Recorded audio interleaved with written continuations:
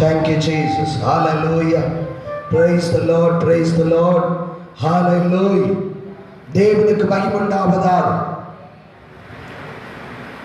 ஆண்டவராகிய இயேசு கிறிஸ்துவின் வல்லமையுள்ள நாமம் இந்த காலை வேளையிலே உயர்த்தப்படுவதாக. பிதாவாகிய தேவனுக்கும் குமாரனாகிய இயேசு கிறிஸ்துவுக்கும் பரிசுத்த ஆவியாகிய தேவனுக்கும் கனமும் மகிமையும் துதியும் என்னாலும் உண்டாவதாக. ஹல்லேலூயா. ஆண்டவருடைய நாமம் உயர்த்தப்படுவதாக. சர்வ சிருஷ்டிக்கும் எஜமானனாகிய தேவனை இந்த காலை வேளையிலே உயர்த்தும்படியாக. ஹல்லேலூயா. கர்த்தர் கொடுத்த கிருபை நாட்களுக்காக நன்றி நிறைந்த இருதயத்தோடு தேவனை துதிக்கும்படி கர்த்தர் எங்களுக்கு பாராட்டி இருக்கிற இரக்கமான நாட்களுக்காக ஸ்தோத்திரம். நன்றி ஆண்டவரே, நன்றி ஆண்டவரே. ஹல்லேலூயா, ஹல்லேலூயா, ஆமென், ஹல்லேலூயா. ஆண்டவராகிய இயேசு கிறிஸ்துவின் வல்லமையுள்ள நாமத்தினாலே இந்த காலை வேளையிலே கர்த்தருடைய கிருபையினால் நாம் யாவரும் ஆவியிலே ஒருமனப்பட்டவர்களாக இந்த ஆன்லைன் மூலமாக ஆராதிக்கும்படி கூடியிருக்கிறோம். இந்த தேசத்தின் நிலையை கருத்திலே கொண்டு இந்த நாட்களிலே நாம் ஆங்காங்கே வீடுகளிலே அமர்ந்து கர்த்தரை ஆராதித்துக் கொண்டிருக்கிறோம். என்னோடு கூட இணைந்து இந்த ஆன்லைன் மூலமாக இன்டர்நெட் மூலமாக ஆங்காங்க வீடுகளிலே அமர்ந்து ஆராதிக்கிற ஒவ்வொரு தேவனுடைய பிள்ளைகளையும் கர்த்தர்களை ஆசீர்வதிப்பாராக. ஹல்லேலூயா. கர்த்தருடைய கிருபை உங்களை என்னாலும் நிரப்பி இருக்கிறது. ஆமென். ஒவ்வொரு வாரமும் நாம் ஒருமித்து ஆண்டவரை ஆராதித்துக் கொண்டிருக்கிறோம்.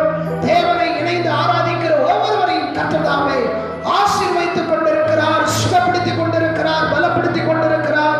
இந்த புதிய வாரத்திலே இந்த மாதத்தின் கடைசி ஞாயிற்றுக்கிழமையிலே கர்த்தர் உங்களை ஆசீர்வதிப்பாராக. விசேஷமாக இந்த வாரம் ஒரு விசேஷ வாரம். என்னவென்றால் இது பெந்தெக்கோஸ்தே வாரம் என்று அழைக்கப்படுகிறது. பெந்தெக்கோஸ்தே நாள் என்று சொல்லப்படுகிற ஒரு வாரம். பரிசுத்த ஆவியானவர் அன்றைக்கு இயேசு கிறிஸ்து பரமேறி போன பின்பு 50வது நாளிலே இந்த பூமியிலே தன்னுடைய பலத்த வல்லமையோடு இறங்கி சீஷர்கள் மீது அவர் இறங்கி அக்கினிமயமான நாவுகளோடு பலத்த காற்றாக அந்த நாள் தான் இந்த நாள். ஆகையால் இந்த நாளிலே என்னோடு இணைந்து ஆராதிக்கிற ஒவ்வொரு தேவனுடைய பிள்ளைகளையும் தேவன் தம்முடைய அக்கினி அபிஷேகத்தினாலும் வார்த்தையின் வல்லமையினாலும் பிதா நமக்கு வாக்குத்தத்தம் பண்ணின வார்த்தையின் ஆசீர்வாதங்களினாலும் உங்களையும் என்னையும் நிரப்ப அவர் வல்லமையுள்ளவராய் இருக்கிறார். ஆகையால் யாவரும் கண்களை மூடி நாம் தேவனிடத்தில் நம்மை ஒப்புக் கொடுக்க போகிறோம். ஹல்லேலூயா. இந்த பெந்தெக்கோஸ்தே நாளின் ஆராதனை பரிசுத்த ஆவியானவர் பூமிக்கு வந்து ஜனங்களோடு ஜனங்களாக என்றென்றும் தங்கி ஆசீர்வதிக்கிற இந்த நாளிலே நாம் இணைந்து தேவனை ஆராதிக்கும்படிக்கு, இணைந்து தேவனை மகிமைப்படுத்தும்படிக்கு ஹல்லேலூயா பரிசுத்த ஆவியானவர் கரத்திலே இந்த முழு ஆராதனை ஒப்புக் கொடுப்போம். அவர்தான் ஹல்லேலூயா திரியேக தேவனின் மகிமையானவர். அவர் இந்த நாளின் ஆராதனையை அங்கீகரித்து ஆட்கொண்டு ஆசீர்வதித்து இது என்னோடு இணைந்திருக்கிற ஒவ்வொருவரோடு கூட கிரியை செய்யும்படிக்கு ஹல்லேலூயா. நன்றி நிறைந்த இருதயத்தோடு தேவனை துதிக்க போகிறோம். நன்றி நிறைந்த இருதயத்தோடு தேவனை மகிமைப்படுத்த போகிறோம். பரிசுத்த ஆவியான இந்த ஆராதனையை பொறுப்பெடுத்து ஆசீர்வதிக்கும்படியாக சகல தடைகளை நீக்கி போடும்படியாக ஆண்டவர் இந்த நாளில் இந்த ஆராதனையை பங்கு பெறுகிற ஒவ்வொருவரையும் தம்முடைய வல்லமையுள்ள பிரசன்னத்தினால் ஆட்கொள்ளும்படியாக ஆமென் துவக்க முடியுமாய் இருக்கிறவர் துவங்கி ஆசீர்வதித்து தரும்படிக்கு ஆராதனையின் ஆசீர்வாதங்களுக்காக பாஸ்டர் ஜெபம் பண்ணுவார்கள். பரலோக பிதாவே, ஆசீர்வதிக்கப்பட்டதான அப்பா இந்த காலை வேலைக்காய் செலுத்துகிறோம்.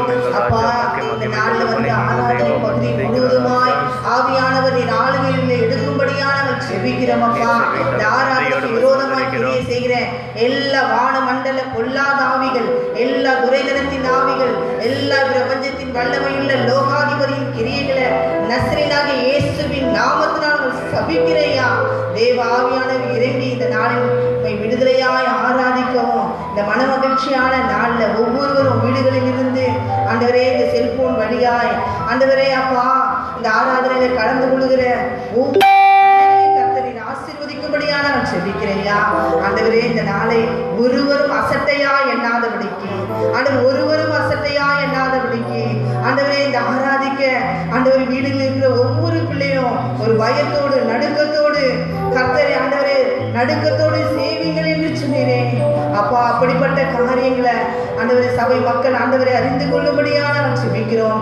தேவனுக்கு கொடுக்க வேண்டிய இடத்தை ஆண்டவரே அவருக்கு ஒருபோதும் தேவையற்ற காரியங்களுக்கு கொடுத்து உலக காரியத்தில் கவனமாக இல்லாதபடிக்கு ஆராதனையை கவனிக்கிற பிள்ளைகளாய் மாற்றுவீராகப்பா.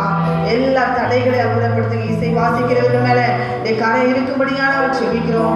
தொடக்கம் முதல் முடிவு வரைக்கும் ஆவியானவரே ஆளுகைக்குள்ள ஆண்டவரே இந்த ஊழியத்தை ஒப்பு கொடுக்கிறையா. என் ஆளுகை செய்யும் காத்துக்கொள்ளும் இப்ப இயேசுவுடன் செபிக்கிறேன் நல்ல பிதாவே. ஆண்டவருடைய நாமம் மகிமைப்படுவதாக. அருமையான தேவனுடைய பிள்ளைகளே, தேவனுக்கு பிரியமானதை அவருக்கு செலுத்துங்கள் என்று வேதம் சொல்லுது. என்ன தேவனுக்கு பிரியமானது என்று சொன்னால் கர்த்தரை துதிப்பது தேவனுக்கு பிரியமானது. ஹல்லேலூயா. ஏனென்றால் நம்முடைய தேவன் துதிகளின் மத்தியிலே வாசம் பண்ணுகிறார்.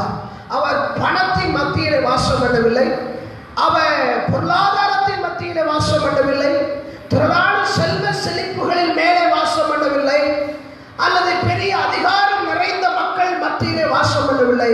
துதிகளின் மத்தியிலே கர்த்தர் வாசம் பண்ணுகிறார். ஹல்லேலூயா. துதி எங்கே இருக்கிறது? நம்முடைய இருதயத்தின் நிறைவினால் நம்முடைய வாய் பாடுகிறதே அதுதான் துதி. இருதயத்திலே கர்த்தரை விசுவாசித்து, இருதயத்திலே கர்த்தரை நம்பி, இருதயத்திலே அவர் செய்த நன்மைகளை நினைத்து நன்றி மறவாதவர்களாக நாம் யாவரும் நம்முடைய வாய்களை துறந்து பாடும்போது நம்முடைய விசுவாசம் உள்ள துதி தேவனுக்கு அலங்காரமான கிரீடமாக, அலங்காரமான ஒரு நாற்காலியாக அமைந்து விடுகிறது. ஆகையால் தான் எப்பொழுதும் ஆண்டவர் துதிகளின் மத்தியிலே வாசம் பண்ணுகிறார்.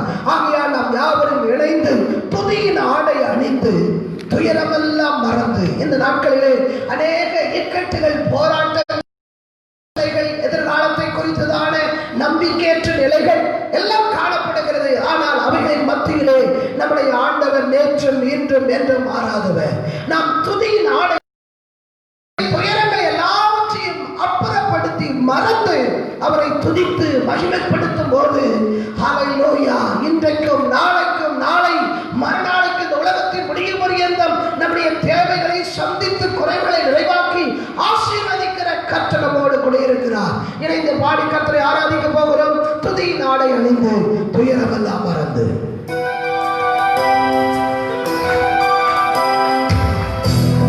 எல்லாரும் கைகளை தட்டி எஸ் ஹல்லேலூயா.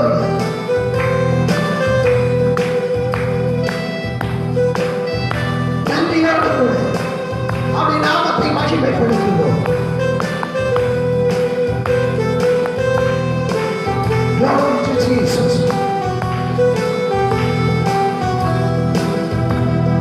துதியின் ஆடை அணிந்து துயரமெல்லாம் மறந்து துதித்து மகிழ்ந்திருப்போம்.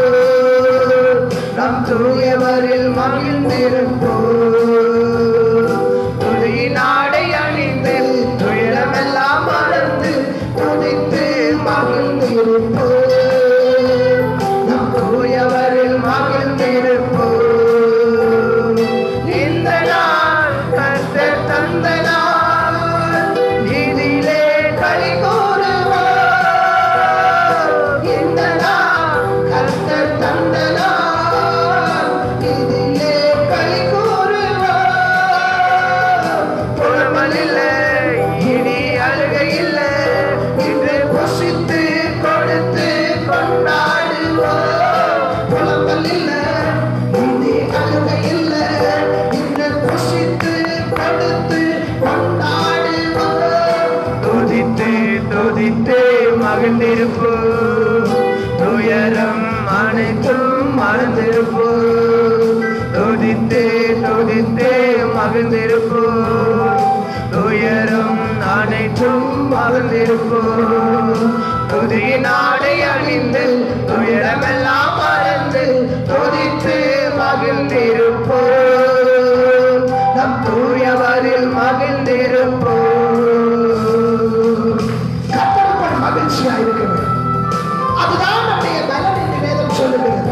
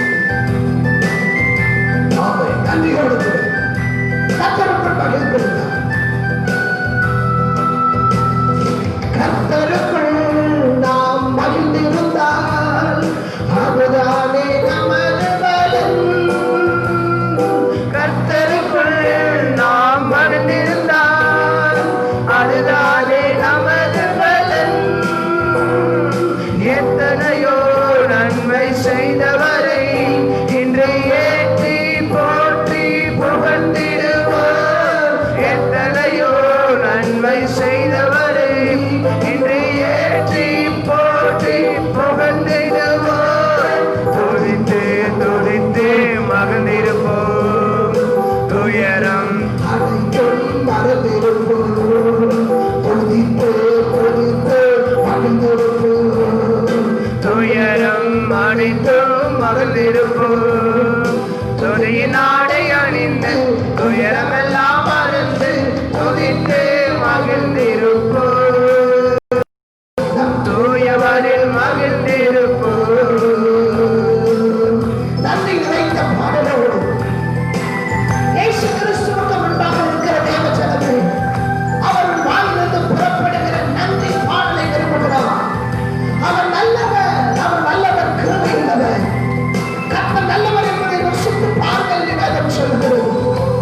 இதுவரை செய்த நன்மைகளுக்காக, இனிமேலும் செய்ய போகிற உபகாரங்களுக்காக நன்றியோடும் உங்கள் பாடலோடும் அவர் வாசலில் நுழைந்திடுவார். நன்றியோடும் புகழ் பாடலோடும் அவர் வாசலில் நுழைந்திடுவார். நல்லவரே, கிருபை உள்ளவரே, இன்று நாளெல்லாம் உயர்த்திடுவார். நல்லவரே, கிருபை உள்ளவரே, இன்று நாளெல்லாம் உயர்த்திடுவார். துதித்து துதித்து மகிழ்ந்திருப்போம். துயரம் அனைத்தும் மகிழ்ந்திருப்போம். துதித்து துதித்து மகிழ்ந்திருப்போம். துயரம் அனைத்தும் மகிழ்ந்திருப்போம். துதியின் ஆடை அணிந்து துயரமெல்லாம் மறந்து துதித்து மகிழ்ந்திருப்போம். நம் தூயவரில் மகிழ்ந்திருப்போம். ஆமென். அநேக நாட்களில் என்ன செய்ய முடியும் என்று புலம்பி தவித்துக் கொண்டிருக்கிற ஒவ்வொரு தேவனுடைய பிள்ளையும் ஒடுங்கி போன ஆவிக்கு பதிலாக உற்சாகத்தின் ஆவியை தந்திருக்கிறார். ஹல்லேலூயா. தேவனுக்கு மகிமை உண்டாவதாக. ஸ்தோத்திரம். நம்மை பலப்படுத்துகிற கர்த்தருடைய ஆவியானவர் நன்றியோடு புலம்பலுக்கு பதில் ஆனந்தமே, இன்று ஆனந்தம் ஆனந்தமே. புலம்பலுக்கு பதில் ஆனந்தமே. இன்று ஆனந்தம் ஆனந்தமே. ஒடுங்கி போன ஆவி ஓடி போச்சு. இன்று உற்சாக ஆவி வந்தாச்சு. ஒடுங்கி போன ஆவி ஓடி போச்சு. இன்று உற்சாக ஆவி வந்தாச்சு. துதித்து துதித்து மகிழ்ந்திருப்போம். துயரம் அனைத்தும் மறந்திருப்போம். துதித்து துதித்து மகிழ்ந்திருப்போம். துயரம் அனைத்தும் மறந்திருப்போம். துதியின் ஆடை அணிந்து துயரமெல்லாம் மறந்து துதித்து மகிழ்ந்திருப்போம். நம் தூயவரில் மகிழ்ந்திருப்போம். துதியின் ஆடை அணிந்து துயரமெல்லாம் மறந்து துதித்து மகிழ்ந்திருப்போம். நம் தூயவரில் மகிழ்ந்திருப்போம். ஹல்லேலூயா. Amen. ஆமென். Amen. துயரத்துக்கு பதிலாக நமக்கு ஆனந்த தைலத்தின் அபிஷேகத்தை கர்த்தர் தருகிறார். ஹல்லேலூயா. Hallelujah. துயரம் மனிதர்களால் வரும், துயரம் பிரச்சனையினால் வரும், துயரம் போராட்டத்தினால் வரும், துயரம் பலவிதமான உபத்திரவங்களினால் வரும். ஆனால் மகிழ்ச்சியும் சந்தோஷமும் சமாதானமும் தேவன் கொடுக்கிற ரட்சிப்பினாலே, அபிஷேகத்தினாலே, கர்த்தருடைய வார்த்தையினாலே மட்டும்தான் நமக்கு அது வரும். இந்த காலை வேளையிலே அந்த தேவனை ஆராதிக்க வந்திருக்கிற உங்களுடைய வாழ்விலே, இதை பார்த்து கொண்டிருக்கிற உங்களுடைய வாழ்விலே, ஓ ஹல்லேலூயா, தேவன் துயரத்துக்கு பதிலாக, பொல்லாப்பின் நாட்களுக்கு பதிலாக, ஒடுங்கி போன ஆவிக்கு பதிலாக உற்சாகத்தின் ஆவியை, உற்சாகத்தின் அபிஷேகத்தை கர்த்தர் தந்து நடத்துவார். ஆமென். விசுவாசத்தோடு கூட தேவனுக்கு மகிமை செலுத்துங்க. ஆமென். இது பெந்தெக்கோஸ்தே நாள் என்று சொன்னேன். பரிசுத்த ஆவியானவர் பூமியை வந்து நிரப்பி அன்றைக்கு சிஷ்யர்களை வல்லமையாய் பயன்படுத்தி உலகம் முழுவதும் இயேசு கிறிஸ்துவின் மகிமையாய் அவர்களை பயன்படுத்தினார். அந்த பெந்தெக்கோஸ்தே நாள் தான் இந்த ஞாயிற்றுக்கிழமை. ஹல்லேலூயா. இந்த அதிகாலை, இன்றைக்கு அதிகாலை வேளையிலே எருசலேமிலே மார்க்குவின் வீட்டிலே அமர்ந்து ஜெபம் பண்ணி கொண்டிருந்த 10 நாள் தொடர்ந்து ஜெபம் பண்ணி கொண்டிருந்த அந்த சீஷர்கள் மேலே இறங்கி வந்தார். பலத்த காற்றாய் அக்கினிமயமான நாவாய் அவர் இறங்கி வந்து நிரப்பினார். அந்த ஆவியானவர் இறங்கி வந்த அந்த நாட்களில் இருந்து சீஷர்களுக்குள்ளே காணப்பட்ட பயம் ஓடி போயிற்று. சீஷர்களுக்குள்ளே காணப்பட்ட கலக்கம் ஓடி போயிற்று. எதிர்காலத்தை குறித்ததான வீணான சிந்தனைகள் ஓடி போயிற்று. பரிசுத்த ஆவியானவர் எனக்குள்ளே வந்து விட்டார். தேவன் வாக்குத்தத்தம் பண்ணின அந்த ஆவியானவர் எனக்குள்ளே வந்து விட்டார். இனி என் வாழ்வை அவரே பார்த்துக் கொள்வார், இனி எல்லாவற்றையும் அவரே நடத்துவார் என்று யோவான் 14ஆம் அதிகாரத்தில் இயேசு சீஷர்களுக்கு சொன்ன அந்த வாக்குத்தத்தத்தை அவர்கள் விசுவாசித்தார்கள், பெற்றுக்கொண்டார்கள். மகிழ்ச்சியோடு அனுதினமும் கர்த்தரை ஆராதித்து தேவனை மகிமைப்படுத்தினார்கள். அல்லேலூயா.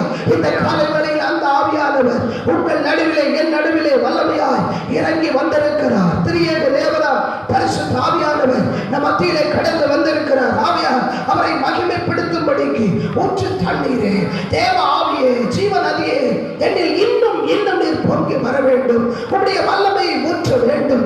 கண்மலைகளை பிளந்தவர் ஹல்லேலூயா, ஜீவ தண்ணீராய் என்னை நிரப்ப வேண்டும் என்று சொல்லி கர்த்தருடைய ஆவியானவரை இந்த காலை வேளையிலே வாழ்த்தி வரவேற்று மகிமைப்படுத்துவோம். எல்லாரும் கைகளை தட்டி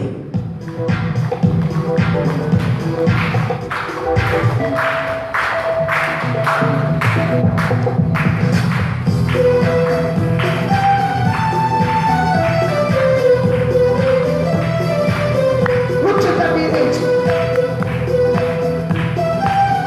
எல்லாரும் தேவனுக்கு மகிமை செலுத்த முடியாது. ஆமென். பயப்படும் கர்த்தரை சேர்ப்போம். ஊற்று தண்ணீரே எங்கள் தேவ ஆவியே, ஜீவநதியே என்னில் பொங்கி பொங்கி வா. ஊற்று தண்ணீரே எங்கள் தேவ ஆவியே, ஜீவநதியே என்னில் பொங்கி பொங்கி வா. ஆசீர்வாதியும் என் நேச கர்த்தரே, ஆசீர்வாதியும் என் நேச கர்த்தரே, ஆவியின் வரங்களினால் என்னை நிரப்பும், ஆவியின் வரங்களினால் என்னை நிரப்பும். ஊற்று தண்ணீரே எங்கள் தேவ ஆவியே, ஜீவநதியே என்னில் பொங்கி பொங்கி வா. ஊற்று தண்ணீரே எங்கள் தேவ ஆவியே, ஜீவநதியே என்னில் பொங்கி பொங்கி எகிப்தின் ஜனங்கள் அந்த எகிப்தின் வனாந்தரத்தில் இஸ்ரவேல் மக்களை அவர்கள் தாகத்தை தீர்த்த கண்மலையின் ஆவியானவர் இன்றைக்கும் வாழ்க்கையின் தாகத்தை தீர்க்கும்படிக்கு பள்ளத்தாக்கான இடங்களில் நம்மை நடத்தும்படிக்கு ஹல்லேலூயா கண்மலைகளை பிளந்து தாகத்தை தீர்க்கிறார். விசுவாசத்தோடு கண்மலையை பிளந்து வனாந்திரத்திலே கர்த்தாவே உம் ஜனங்களின் தாகம் தீர்த்தீரே. கண்மலையை பிளந்து வனாந்தரத்திலே கர்த்தாவே உம் ஜனங்களின் தாகம் தீர்த்தீரே. பள்ளத்தாக்கிலும் மலைகளிலும், பள்ளத்தாக்கிலும் மலைகளிலும் தண்ணீர் பாயும் தேசத்தை நீர் வாக்களித்தீரே. தண்ணீர் பாயும் தேசத்தை நீர் வாக்களித்தீரே. ஊற்று தண்ணீரே எங்கள் தேவ ஆவியே, ஜீவநதியே என்னில் பொங்கி பொங்கி வா. ஊற்று தண்ணீரே ஜீவநதியே என்னில் பொங்கி பொங்கி வா. ஜீவ தண்ணீரால் அவன் ஜீவ ஊற்றினாள். கடிதத்து செழிக்கிற நம்மை நடத்துவார். ஹல்லேலூயா. கர்த்தரின் கரம் என்னால் நம்மோடு கூட இருக்கிறது. விசுவாசத்தோடு நன்றி அப்பா.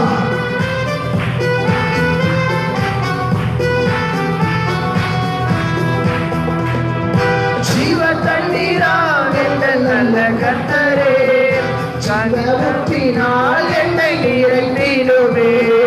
ஜீவ தண்ணீரால் எந்த நல்ல கர்த்தரே, ஜீவ ஊற்றினால் என்னை நிரப்பிடுவே.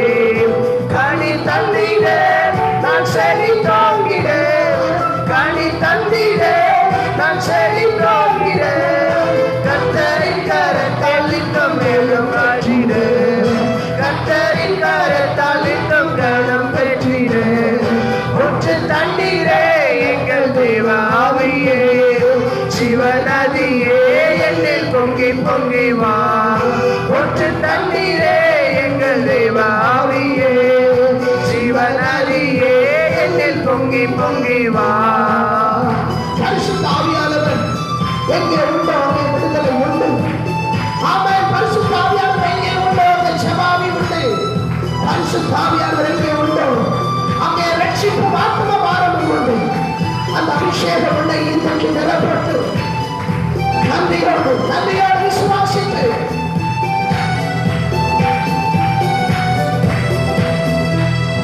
ரட்சிப்பின் நூற்றுகள் எந்த சபைதனிலே எழும்பிட விண்ட வேலை இறங்கிடுமே ரட்சிப்பின் ஊற்றுகள் எங்கள் சபைதனிலே எழும்பிட இந்த வேலை இறங்கிடுமே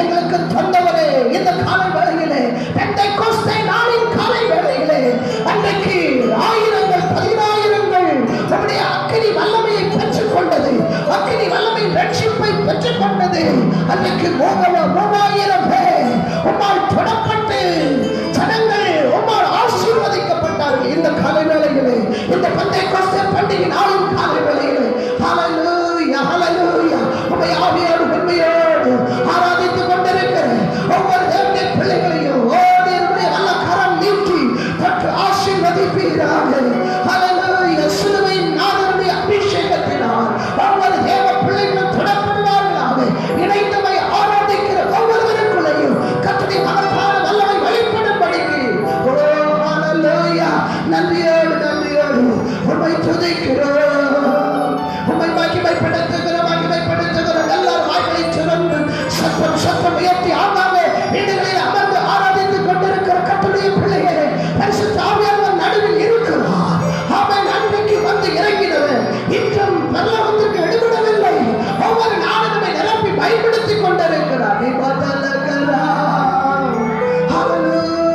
அவருடைய அக்கினி அபிஷேகம் அவருடைய அக்கினி வல்லமை இன்றைக்கு அசைவாடி கொண்டிருக்கிற விசுவாசித்து நீ பெற்றுக் கொள்ளுவாய் அவருடைய பிரசனத்தை பெற்றுக் கொள்ளுவாய் அவருடைய அக்கினி வல்லமை பெற்றுக் கொள்ளுவாய் அவருடைய அழகான ஜீவிதத்தை பெற்றுக் கொள்ளுவாய் அவருடைய பரிசுத்தத்தை பெற்றுக் கொள்ளுவாய் அதுதான் ஆவியானவருடைய மகிமை ஹல்லேலூயா நன்றியோடு உமக்கு நன்றி ஆண்டவரே ஹல்லேலூயா ஆமென் வல்லமை அருள் நிறைவாய் இருக்கிறவர்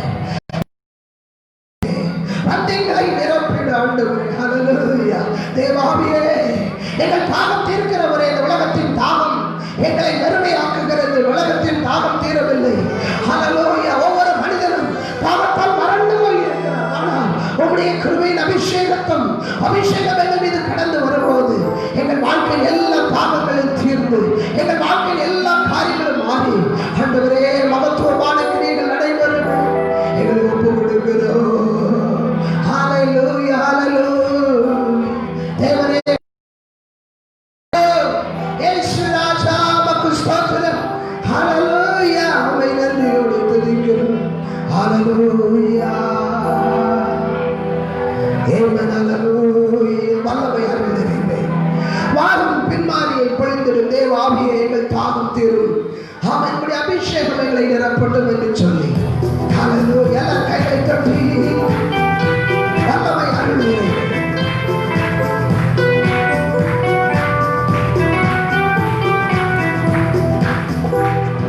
வல்லமை அருள் நிறைவே வாரும் பின்மாரி பொழிந்திடவே.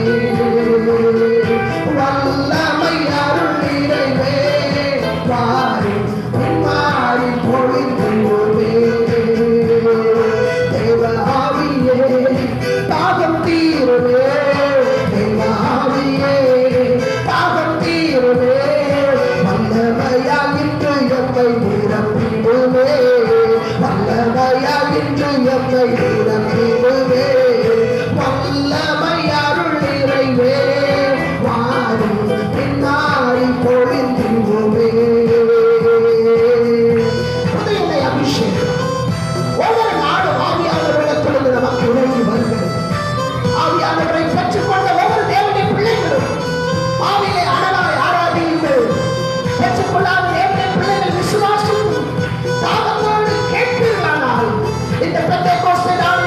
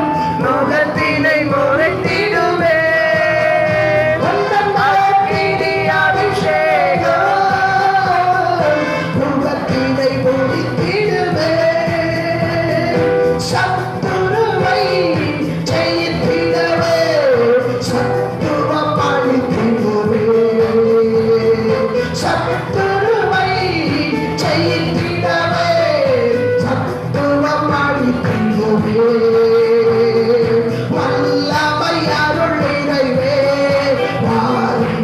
மாறி பொழிந்திடுவே எல்லாரும் சொல்லுங்க வல்லமை அருள் நிறைவே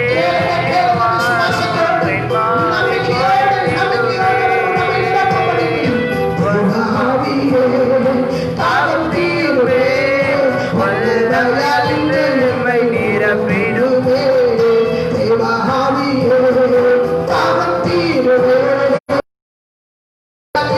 என்னை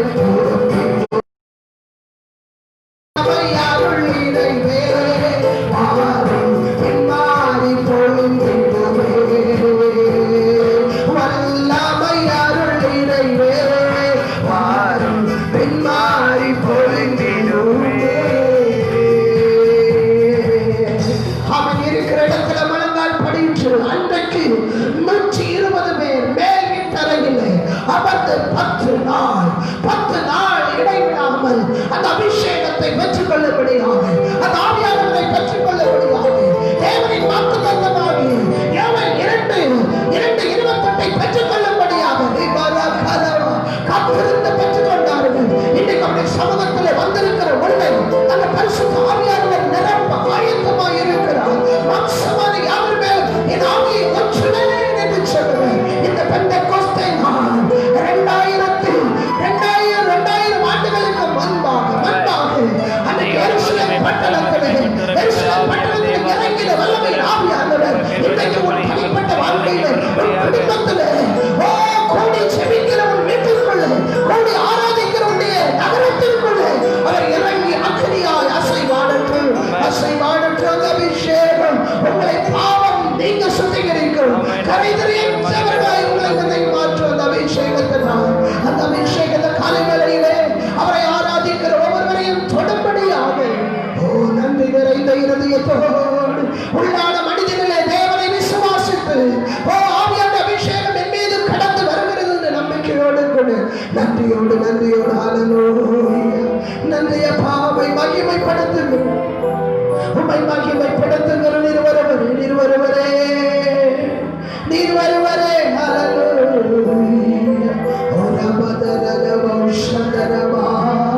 ஹalleluya சத்தம் ஏற்று ஆங்காங்கே தேவனை ஆராதித்து கொண்டிருக்கிற கர்த்தர் உன்னை பார்க்கிறார், மனிதர்கள் அல்ல. கர்த்தர் பரிசுத்த ஆவியானவர் இயேசுவாகிய தேவன் உன்னை பார்க்கிறார். எந்த மனிதனுக்கும் பயப்பட தேவையில்லை. ஹalleluya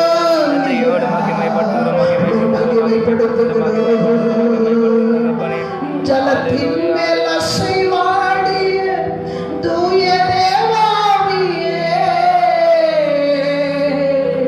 நாங்கள் பலத்தின் மேல் பலனடைய என் மேல் அசைவாடுவே பலத்தின் மேல் பலனடைய என் மேல் அசைவாடுவே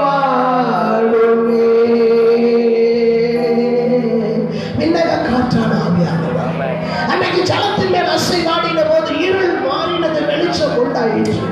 இருள் மாறினது, ஒழுங்கற்ற வாழ்வு மாறினது. இருள் மாறினது, சர்வ சிருஷ்டியின் சமாதானமாய் மாறினது. இருள் மாறினது, 6 நாட்களும் தேவனுடைய படைப்பு நல்லது என்று கண்டது. அதன் காரணம் என்ன? ஜலத்தின் மேல் அசைவாடின ஆவியானவர். ஜலத்தின் மேல் அசைவாடின ஆவியானவர் காலை வேளையிலே ஹalleluya விண்ணக காற்றே நீர் என்னை நோக்கி வீசிடும் புறா போல நீ என் மேல் வந்த மர்ந்திடும். விண்ணக காற்றே நீர் என்னை நோக்கி வீசிடும் புறாவை போல என் மேல் வந்த மர்ந்திடும். ஜலத்தின் மேல் அசைவாடின தூய தேவாவியே ஜலத்தின் மேல் அசைவாடின தூய தேவாவியே பலத்தின் மேல் பலனடைய என் மேல் அசைவாடிடும் பலத்தின் மேல் பலனடைய அடைய என் மேல் அசைவாடிடும் விண்ணக காற்றே நீ என்னை நோக்கி வீசிடும் வெண்புறாவை போல என் மேல் வந்திடும் விண்ணக நீ என்னை நோக்கி வீசிடும் வெண்புறாவை போல என் மேல் வந்திடும் அக்கினி அபிஷேகம் இன்று வேண்டும் தெய்வமே அக்கினி அபிஷேகம் இன்று வேண்டும் தெய்வமே என்னாலும் என் பாதம் நிரம்பி வழிய செய்யுமே என்னாலும் என் பாத்திரம் நிரம்பி வழிய செய்யுமே விண்ணக காற்றே நீர் என்னை நோக்கி வீசிடும் வெண்புறாவை போல என் மேல் நம்பிடும் விண்ணக காற்றே நீர் என்னை நோக்கி வீசிடும் வெண்புறாவை போல என் மேல் வந்திடும் அக்கினி அபிஷேகம் என்றும் வேண்டும் தெய்வமே அக்கினி அபிஷேகம் என்றும் வேண்டும் தெய்வமே என்னாலும் என்றும் நிரம்பி வழிய செய்யுமே என்னாலும் என் பாத்திரம் நிரம்பி வழிய செய்யுமே விண்ணக காற்றே நீர் என்னை நோக்கி வீசிடும் வெண்புறாவை போல என் மேல் வந்திடும் விண்ணக காற்றே நீர் என்னை நோக்கி வீசிடும் வெண்புறாவை போல என் மேல் வந்திடும் அக்கினி ரதத்தின் மேல் என்னை கொண்டு செல்லுமே அக்கினி ரதத்தின் மேல் என்னை கொண்டு செல்லுமே பரலோக தூதரோடு ஆராதிக்க செய்யுமே பரலோக தூதருடன் ஆராதிக்க செய்யுமே விண்ணக காற்றே நீர் என்னை நோக்கி வீசிடும் வெண்புறாவை போல என் மேல் வந்திடும் விண்ணக காற்றே நீர் என்னை நோக்கி வீசிடும் வெண்புறாவை போல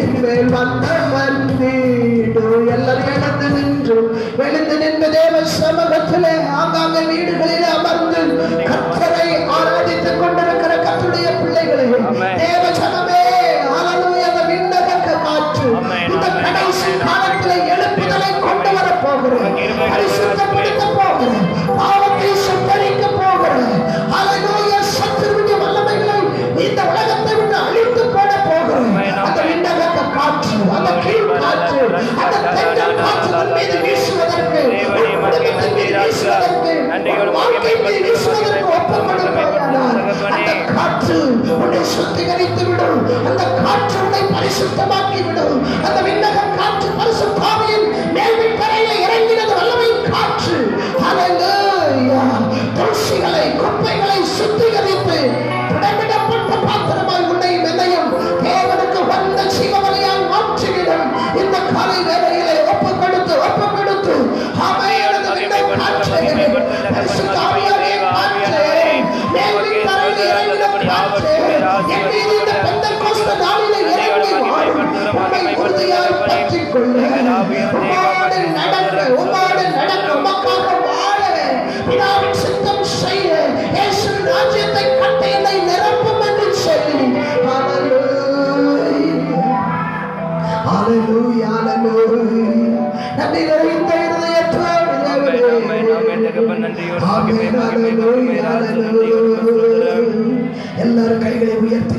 எல்லாரும் கைகளை உயர்த்தி ஹல்லேலூயா பரிசுத்த ஆவியாகிய பலன் பரிசுத்த ஆவியாகிய பலன் ஹோரா மதர சந்தர வியந்தர மனகல துலகே மனர பௌதர பந்துரிவி அங்கரமா நிரப்பட்டு ஆமென் எங்கள் அசுத்தங்கள் மாறு பாவக்கரைகள் நீங்க வறுமை தரித்திரங்கள் மாறு இல்லாமை மாறு ஹல்லேலூயா போராமை மாறு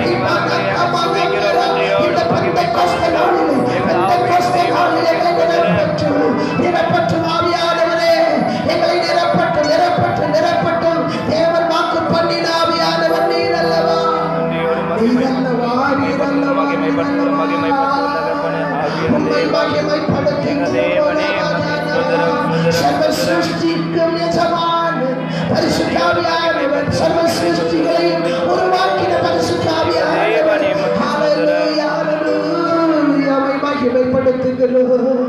உமக்கு நன்றிகளை செலுத்துகிறோம்.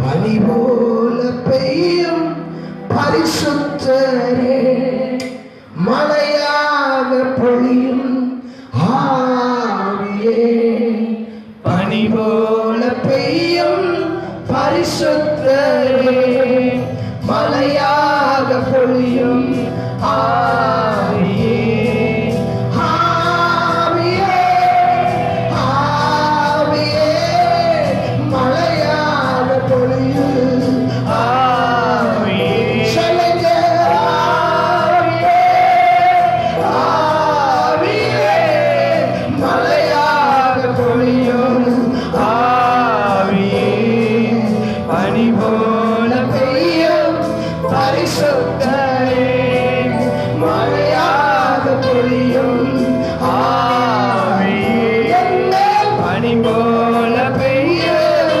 பரிசுத்தரே, மழையாக பொழியும் ஆவியே,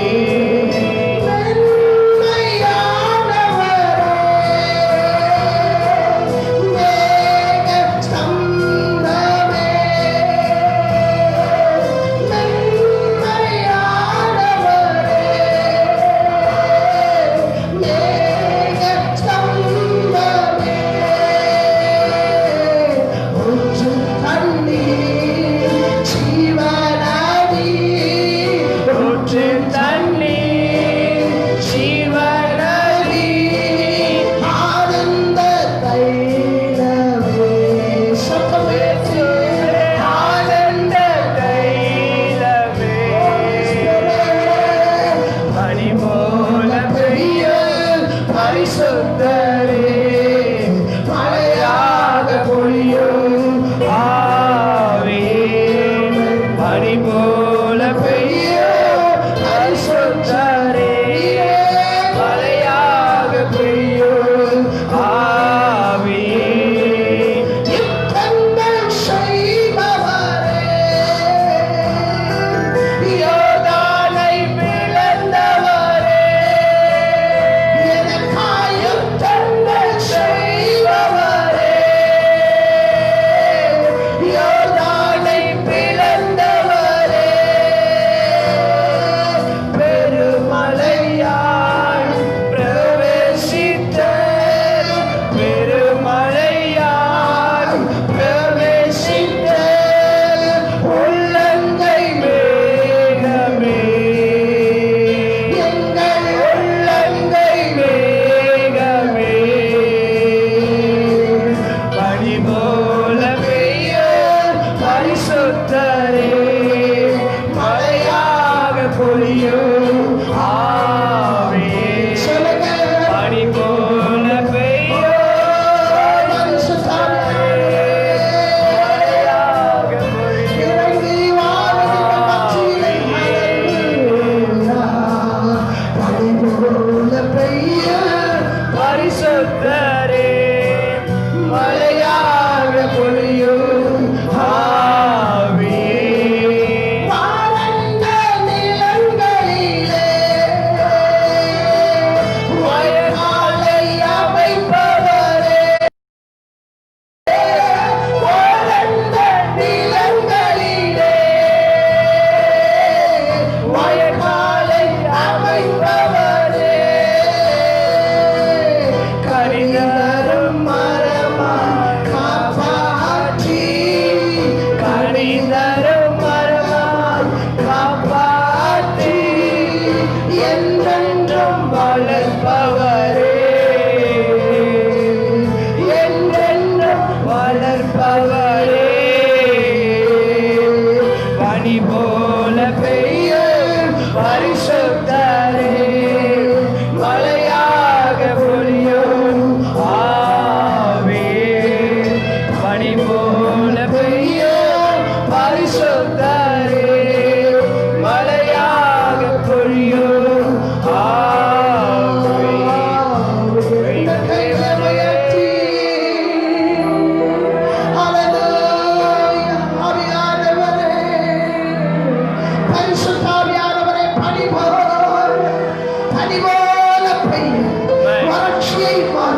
ஆமென் ராஜனே. வறட்சியை மாற்றுகிற ஓ ஆவியானவர். தேவ உமக்கு ஸ்தோத்திரம். செழிப்பை உண்டாக்குகிற ஆவியானவர். ஆமென் ஆமென். போகுமிடமெல்லாம் ஓ நன்றியோடு மகிமை மகிமை மகிமை ராஜா.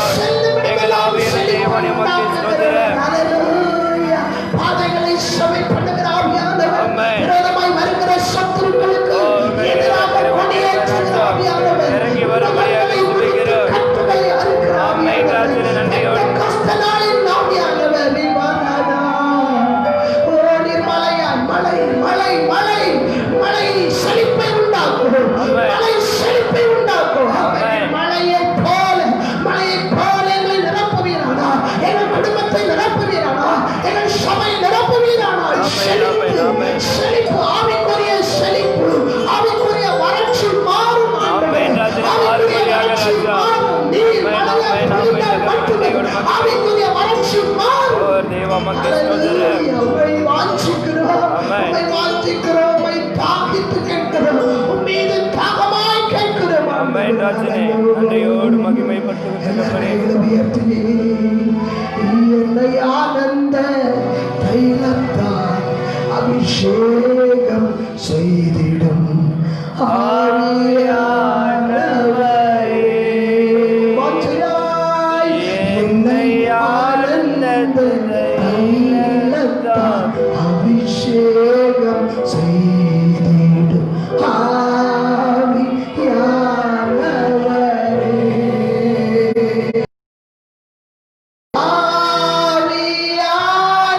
ஆவியானவரே, அன்பின் ஆவியானவரே.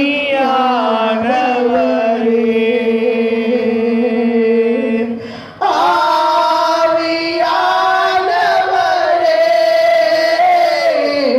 அன்பின் ஆவியானவரே.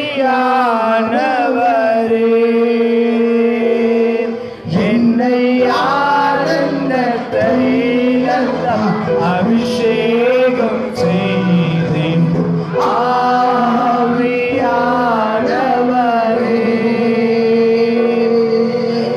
தூய ஆவியே, உமக்கு ஆராதனை. துணையாளரே, உமக்கு ஆராதனை. தூய ஆவியே, உமக்கு ஆராதனை. துணையாளரே, உமக்கு ஆராதனை. பிதாவே, உமக்கு ஆராதனை. வழிகாட்டியே, உமக்கு ஆராதனை. பிதாவே, உமக்கு ஆராதனை. வழிகாட்டியே, உமக்கு ஆராதனை. ஆமென். உமக்கு ஆராதனை. நன்றியோடு மகிமை. தூயாவிக்கு ஆராதனை. துணையாளருக்கு ஆராதனை. ஆமென். ரட்சகர் இயேசு கிறிஸ்துவுக்கு ஆராதனை. ஆமென், ஆமென். சர்வ சிருஷ்டிகளையும் உருவாக்கின இந்த தேவாதி ஆமென், ஆமென். தேவனுக்கு ஆராதனை. நன்றியோடு மகிமைப்படுத்துகிறோம். இந்த இக்கட்டான நாட்களிலே எங்களை கண்டை இமை காப்பது போல நன்றியோடு மகிமைப்படுத்துகிறோம். ஓ, மகிமைப்படுத்துகிறோம். தேவனுடைய கண்ணிக்கு பாலாக்கும் கொள்ளை நோய்க்கும் மத்தியானத்தில் பாலாக்கும் சங்காரத்திற்கும் என்னை நடமாடும் கொள்ளை நோய்க்கும் ஆமென், எங்களை ஆமென். தப்பு வைக்கிறவருக்கு ஆராதனை. ஆமென். நன்றியோடு எங்களை தப்பு வைக்கிறவருக்கு ஆராதனை. சிறகின் மரபிலே வைத்து மூடி பாதுகாக்கிற மகத்துவம் எங்கள் ராஜாவுக்கு ஆராதனை. நன்றியோடு மகிமைப்படுத்துகிறோம். என்றென்றும் ஆராதனை. என்றென்றும் ஆராதனை. ஹல்லேலூயா. ஆமென். ஹல்லேலூயா. பரிசுத்த தேவனே, இந்த ஞாயிற்றுக்கிழமை காலை வேளையில், ஆமென். இந்த விசேஷித்த நாளின் காலை வேளையிலே உம்மை ஆராதிப்பது எத்தனை பாக்கியம், எத்தனை பாக்கியம் ஆண்டவரே. ஆமென், ஆமென், ராஜனே. ஹல்லேலூயா. உம்முடைய சமூகத்தினால் நாங்கள் நிரப்பப்பட்டிருக்கிறோம். ஆமென், ஆமென். பரிசுத்தாவின் பிரசன்னத்தினால் நாங்கள் மூடப்பட்டிருக்கிறோம். ஆமென், ராஜனே. ஆவியானவர்களை ஆட்கொண்டிருக்கிறோம். கிருபை ஆட்கொண்டிருக்கிறோம். ஆவியானவர்களை மறைத்திருக்கிறோம். ஆமென், ராஜனே. வேகம் ஆண்டவரே, இந்த 5 மாதங்கள் முடிகிற தருவாயிலே எங்களை நிரப்பி வரப்போகிற 6வது மாதம் ஆண்டவரே, சகலவற்றிற்கும் எங்களை தப்புவித்து புது பலனால், புதிய அபிஷேகத்தினால், புதிய வழிநடத்தினால் எங்களையும் குடும்பங்களையும் சபைகளையும் நீர் நடத்த போகிற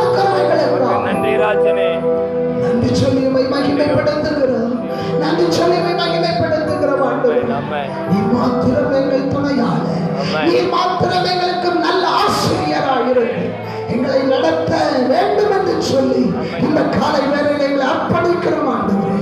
உம் நாம மாத்திரம் உயர்த்தப்படுவதாக இயேசு கிறிஸ்துவின் நாமத்தில் பிதாவே. ஆமென், ஆமென், ஆமென், ஆமென். நாம் யாவரும் உட்காருவோம். ஆங்காங்கே தேவனை ஆராதித்துக் கொண்டிருக்க ஒவ்வொருவரையும் கர்த்தர் நாமே ஆசீர்வதிப்பாராக. உங்கள் வீடுகளிலே நீங்கள் அமர்ந்து கொள்ளலாம். தேவனை ஆராதிக்கிற ஜனம் பாக்கியம் உள்ளது. ஆண்டவருக்கு மகிமை உண்டாவதாக. இணைந்து ஆராதித்த அத்தனை தேவனுடைய பிள்ளைகளையும் கிறிஸ்து இயேசுவின் வல்லமையுள்ள கரம் ஆசீர்வதிப்பதாக. தொடர்ந்து சில அறிவிப்புகளை அறிவித்துவிட்டு தேவனுடைய தியானித்து ஆண்டவருக்கு மகிமை உண்டாவதாக. இந்த நாட்கள் நமக்கு நன்றாகவே தெரியும் என்ன நடந்து கொண்டிருக்கிறது என்று. கொரோனா வைரஸ் என்கிற கொள்ளை நோயினால் உலகம் முழுவதும் பாதிப்பு உண்டாகி கொண்டிருக்கிறது. நம்முடைய தேசமும் கூட பல லட்சக்கணக்கான மக்கள் மரித்திருக்கிறார்கள். கோடிக்கணக்கான மக்கள் இந்த வியாதியினால் பாதிக்கப்பட்டிருக்கிறார்கள் என்று ஒவ்வொரு நாளும் நாம் செய்திகளிலே வாசிக்கிறோம், பார்க்கிறோம்.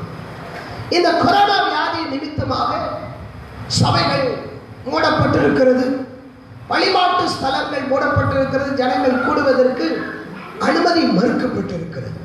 ஆகையால் அதை தொடர்ந்து அதை நாம் கடைபிடித்துக் கொண்டிருக்கிறோம். நேற்றைய தினத்தில் மத்திய அரசாங்கம் 8ஆம் தேதியில் இருந்து ஆலயங்களை திறக்கவும் வழிபாடு செய்யவும் அனுமதி கொடுத்திருக்கிறது.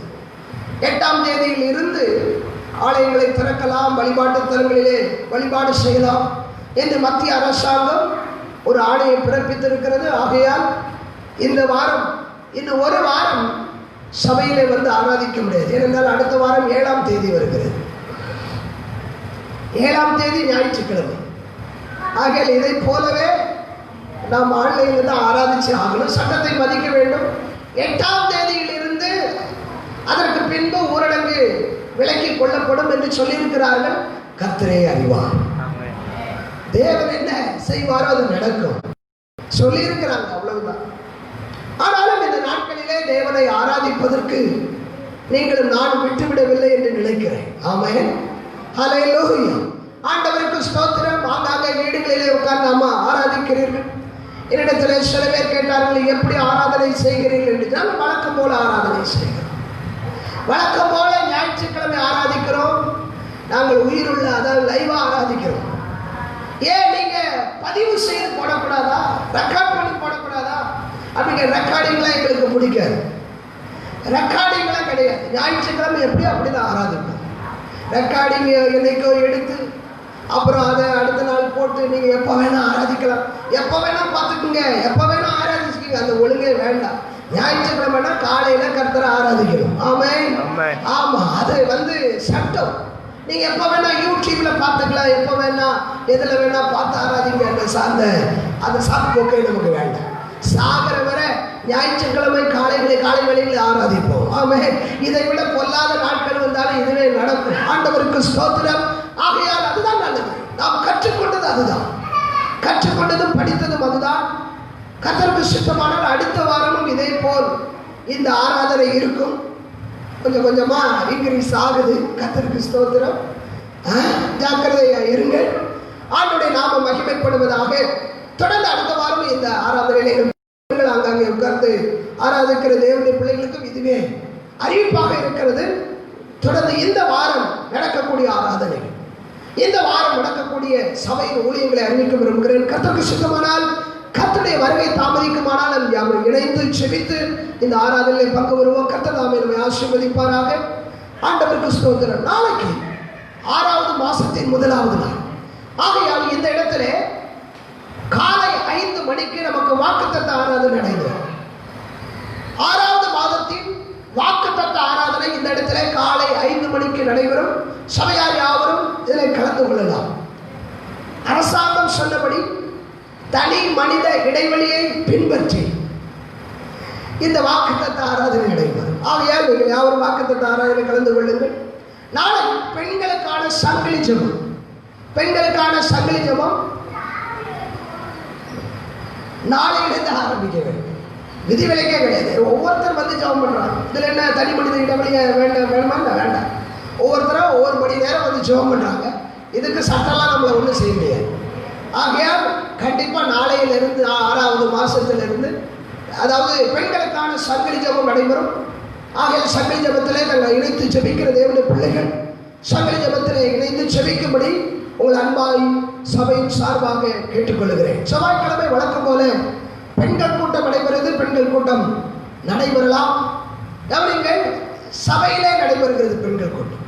இப்போ நான் என்ன சொல்ல விரும்புகிறேன்னா, இந்த 2 வாரம் வரை ஆங்காங்கே அந்த கேர்சல் லீடர்ஸ் பெண்கள் கூட்டத்தை அந்தந்த பகுதிகளில் நடத்துங்க. இங்கே ஒன்றா கூடி வர வேண்டாம். அந்தந்த பகுதியில் பெண்கள் கூட்டம் நடத்தக்கூடிய ஏற்கனவே நீங்கள் நடத்தியிருப்பீங்க. அந்தந்த இடங்களிலே நீங்கள் பெண்கள் கூட்டம் நடத்துங்கள். இன்னும் ஒரு 2 வாரங்களுக்காக. ஏன்னா 15ஆம் தேதி வரை லாக்டவுன் நீடிக்கும் என்று போட்டிருக்கிறார்கள்.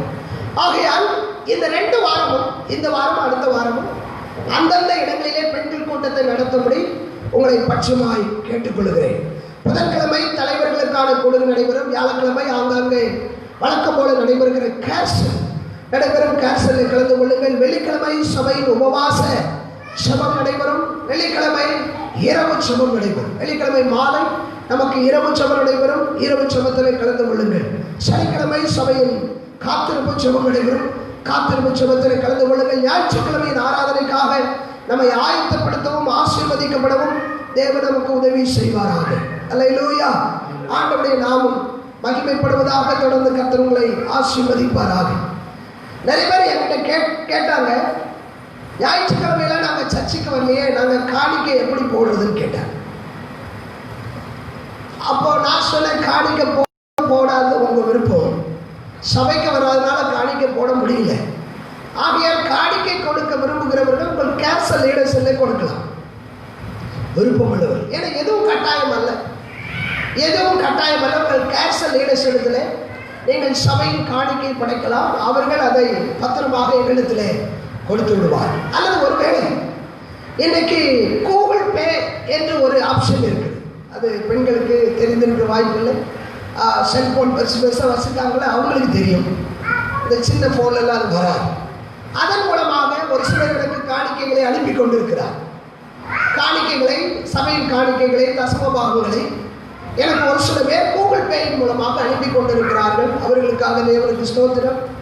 அப்படியே நீங்கள் அனுப்பலாம். அந்த கூகுள் பேயின் நம்பர் என்னன்னா, என்னுடைய ஃபோன் நம்பர் தான் கூகுள் பேயின் நம்பர். ஆகையால் அப்படியே நீங்கள் அனுப்பலாம் உங்களுக்கு விருப்பமானால். ஆண்டவருக்கு ஸ்தோத்திரம். ஏனென்றால் தேவனுக்கென்று கொடுக்கிறவைகளை தேவனுக்கு கொடுக்க வேண்டும். ஆமென். நீங்கள் மிஷினரி காணிக்கைகளை கொடுக்க முடியும். அதையும் உங்கள் கேர்சல் லேடிஸில் மிஷினரி காணிக்கை என்று கவரில் எழுதி கொடுத்தீங்கன்னா அவங்க அதை கரெக்டாக கொண்டு வந்து கொடுப்பாங்க. 2 மாதமாக மிஷினரி காணிக்கைகள் கொடுக்காதவர்கள் இந்த 2 மாதத்திற்கு மிஷினரி காணிக்கை நீங்கள் கொடுக்க முடியும். உங்களை ஞாபகப்படுத்துகிறேன். கர்த்தர் உங்களை ஆசீர்வதிப்பாராக. ஆண்டவருக்கு ஸ்தோத்திரம். இங்கே சபையிலே காணிக்கைக்கான பாடலும் இல்லை. நீங்கள் விரும்பினால் உங்கள் காணிக்கைகளை காணிக்கைப்படியே செய்யலாம், செலுத்தலாம். ஒருவேளை இதை ஃபோட்டோ பிடிச்சி இங்கே சபை நடத்துகிறாங்க அப்படின்னு சொல்கிறதுக்கு ஆட்கள் இருக்கிறாங்க. சமீபத்தில் என்ன விஓ ஃபோன் பண்ணார், இந்த மாதிரி நீங்கள் சபை நடத்துகிறீங்களா அப்படின்னு ஃபோன் பண்ணார். நாங்கள் சபையில் கொஞ்சம் பேரை வச்சு நடத்திக்கிட்டு இருக்கிறோம்.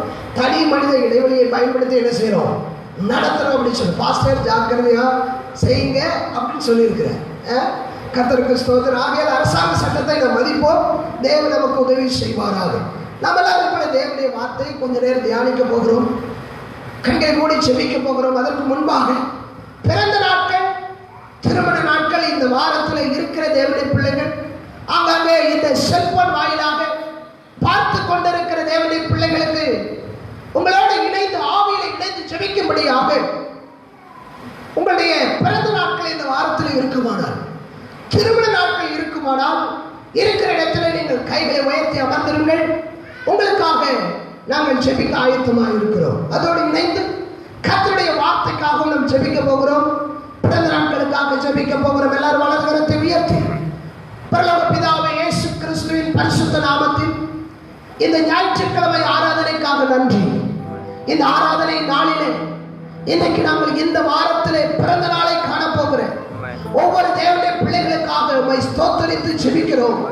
ஆயுசு நாட்களை வர்த்திக்க பண்ணி காலங்களை கரத்திலே வைத்து நடத்துகிற கர்த்தர் உம்முடைய பிள்ளைகளுக்கு வாய்க்கு பண்ணின இந்த ஆசீர்வாதமான பிறந்த நாட்களுக்காக நன்றி. இந்த இக்கட்டான நாட்களிலே இந்த நாட்களை அவர்களுக்கு தந்திருக்கிறீர். என்ன நடக்குமோ என்று அபயப்பட்டுக் கொண்டிருக்கிறேன், என்ன நடக்குமோ என்று அங்கலாய்த்திருக்கிறேன். ஒவ்வொரு தேவனுடைய பிள்ளைகளுக்குள்ளையும் இந்த பிறந்த இந்த புதிய ஆண்டு அவர்களுக்கு ஆசீர்வாதத்தின் ஆண்டாக, நன்மையின் ஆண்டாக, செலவின் ஆண்டாக, தேவனோடு இணைந்து நடக்கிற ஆண்டாக ஒவ்வொரு மக்களுக்கும் மாற்றி தரும்படி ஜெபிக்கிறோம். அப்படியே திருமண நாட்களை காணுகிறேன். ஒவ்வொரு தேவனுடைய பிள்ளைகளுக்காக உமக்கு ஸ்தோத்திரம். கர்த்தர் ஆசீர்வதியும். இந்த திருமண நாட்களை காணுகிற பிள்ளைகள் தேவன் இணைத்த இணைப்பை மனதிலே கொண்டு ஒருவருக்கொருவர் மகிழ்ச்சியோடும் கபடற்ற இருதயத்தோடு குடும்பங்களை இணைந்து உம்மை மகிமைப்படுத்த நல்ல இணைப்பை, ஆசீர்வாதத்தை, ஐக்கியத்தை தந்து ஆசீர்வாதத்தை நடத்தும்படி ஜெபிக்கிறோம். உம்முடைய கரத்திலே நாங்கள் தாழ்த்தி தருகிறோம் ஆண்டவரே. இப்பொழுதும் உம்முடைய வார்த்தை எங்களுக்கு பிடித்தார். நாங்கள் உண்டு பலனடைந்து இந்த நாட்களிலே உமக்காக ஓட கிருபை தாரும் ஆண்டவரே. பரிசுத்த ஆவியானவரே, உம்முடைய நாள் இது, உம்முடைய நேரம் இது. உம்முடைய கரத்திலே எங்களை வெறுமையாக்கி தருகிறோம். நீர் ஒருவரே பேசுவீராக. ஜெபிக்கிறோம் எங்கள் நல்ல பிதாவே. ஆமென், ஆமென். எல்லாரும் ஆமென் சொல்லுவோம். ஆமென், ஹல்லேலூயா.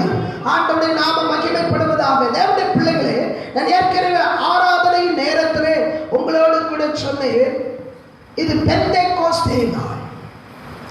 2019 ஆண்டுகளுக்கு முன்பாக பரலோகத்திற்கு ஏறி போகும்போது இயேசுவாகிய கிறிஸ்து பரலோகத்திற்கு ஏறி போவதற்கு முன்பாக ஒலிவ மலையிலே 500 பேருக்கும் அதிகமாய் சிஷ்யர்களோடும் தம்மை விசுவாசித்து ஏற்றுக்கொண்ட தேவனுடைய பிள்ளைகள் மத்தியிலே அவர் ஒரு காரியத்தை வலியுறுத்தி சொன்னார். என்ன சொன்னார்? பரிசுத்த ஆவியானவர் வருவார். அதை நீங்கள் அப்போஸ்தலர் 1:8 வாசிக்கலாம். பரிசுத்த ஆவியானவர் உங்கள் மேல் வருவார், நீங்கள் பலனடைவீர்கள். பலனடைந்து எருசலேமிலும் யூதேயாவிலும் சமாரியாவிலும் பூமியின் கடைசி பரியந்தம் எனக்கு சாட்சிகளாக இருப்பீர்கள். அந்த பரிசுத்த ஆவியானவரை பெற்றுக்கொள்ளாமல் இந்த இடத்திலிருந்து நீங்கள் போக வேண்டாம், ஊழியம் செய்ய வேண்டாம் என்று சொன்னார். அதற்கு முன்பாக நாம் பார்க்கும்போது யோவான் 14ஆம் அதிகாரத்தில், யோவான் 13ஆம் அதிகாரத்தில் தன்னுடைய மரண காரியத்தை அறிவிக்கும் போது அந்த சீஷர்கள், ஓ இயேசு நம்மை விட்டு கடந்து போக போகிறார், இயேசு மரிக்க போகிறார், இந்த 3.5 ஆண்டு காலங்களாக நம்மோடு கூட இருந்து சகல இன்பத்திலும் துன்பத்திலும் கஷ்டங்களிலும் நஷ்டங்களிலும் பசியிலேயும் வனாந்தரத்திலேயும் மகிழ்ச்சியான நேரங்களிலேயும் நம்மோடு கூட இருந்த இயேசு கிறிஸ்து இப்பொழுது நான் மரிக்க போகிறேன், யூதர்கள் என்னை ரோமர்கள் கையில் ஒப்புக் கொடுக்க போகிறார்கள், நான் மரிக்க போகிறேன் என்று சொல்லுகிற அந்த வார்த்தை அவர்களுக்கு கலக்கத்தை, பயத்தை, நடுக்கத்தை உண்டாயிற்று. எதிர்காலத்தை குறித்த ஒரு கேள்விக்குறி அவருடைய மனதிலே உண்டாயிற்று. என்ன செய்ய போகிறோம் என்று கலங்கி இருந்தார்.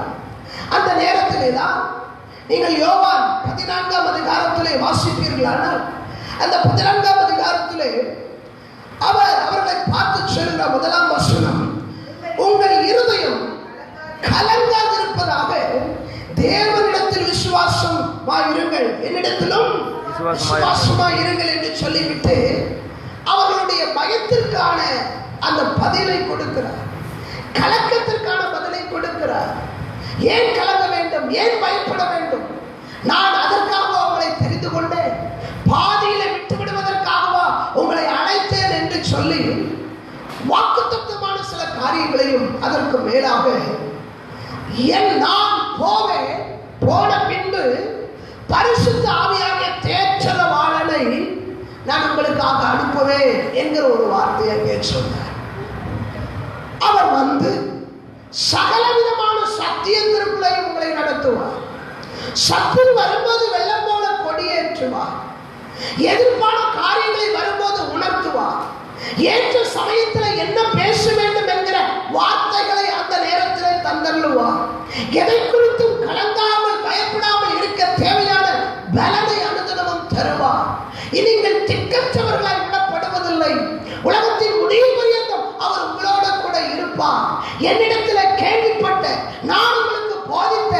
அனைத்தையும் அவர் உங்களுக்கு போதிப்பார், நடத்துவார். ஆகையால் கலங்க வேண்டாம், பயப்பட வேண்டாம். நான் போவேன், போய் உங்களுக்காக ஒரு ஸ்தலத்தை ஆயத்தம் பண்ணின பின்பு மறுபடியும் திரும்ப வந்து உங்களை என்னென்றைக்கும் என்னோடு கூட இருக்கும்படிக்கு அழைத்து கொண்டு போவேன் என்று அன்றைக்கு ஒலிவ மலையிலே சொல்லி போனார்.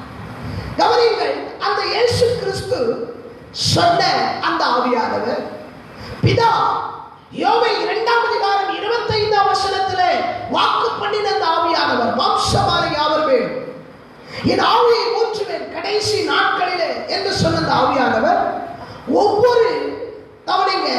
ஒவ்வொரு நாளும் ஆயிரக்கணக்கான லட்சக்கணக்கான மக்களை அவருக்காக வாஞ்சையாய் தாகமாய் காத்திருக்கிற பரிசுத்த வாழ்க்கை வாழ்கிற பிதாவோடு குமாரனோடு இணைந்து நெருங்கி ஜீவிக்கிற ஒவ்வொருவரையும் அனுதினமும் உலகம் முழுவதும் நிரப்பிக் கொண்டிருக்கிறார். இந்த நாட்களிலே கொரோனா வைரஸ் உலகம் முழுவதும் நொறுக்கிக் கொண்டிருக்கிற இந்த நாட்களிலே, போராடி கொண்டிருக்கிற இந்த நாட்களிலே பாருங்கள், பரிசுத்த ஆவியானவர் தம்முடைய பிள்ளைகளை தம்முடைய ஆவியினாலே நிரப்பி பலப்படுத்திக் கொண்டிருக்கிறார். அவர்களுக்குள்ள இருக்கிற பயத்தை, நடுக்கத்தை, எதிர்காலத்தை குறித்ததான நாட்களை அவர்களுக்கு விலக்கி அவர்களை ஒவ்வொரு நாளும் தைரியப்படுத்திக் கொண்டிருக்கிறார்.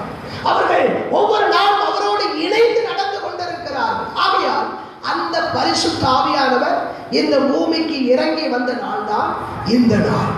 இந்த நாளுக்கு பெயர் தான் பெந்தேகோஸ்தே நாள். பெந்தேகோஸ்தே என்றால் 50வது நாள் அல்லது அறுப்பின் பண்டிகை நாள் அல்லது பஸ்கா பண்டிகை நாள் என்று இந்த பெந்தேகோஸ்தே நாளுக்கு அன்றைக்கு நிறைய பெயர்கள் இருந்தது.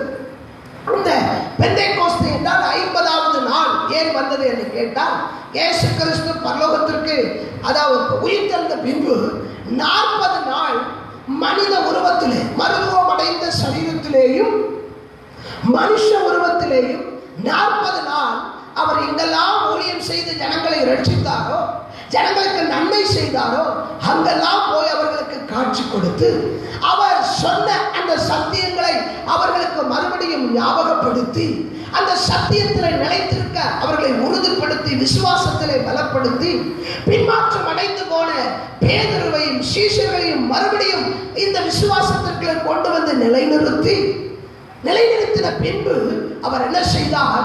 அந்த 40 நாட்களுக்கு 40வது நாளிலே அவர் பரலோகத்திற்கு எழுந்தருளி போனார்.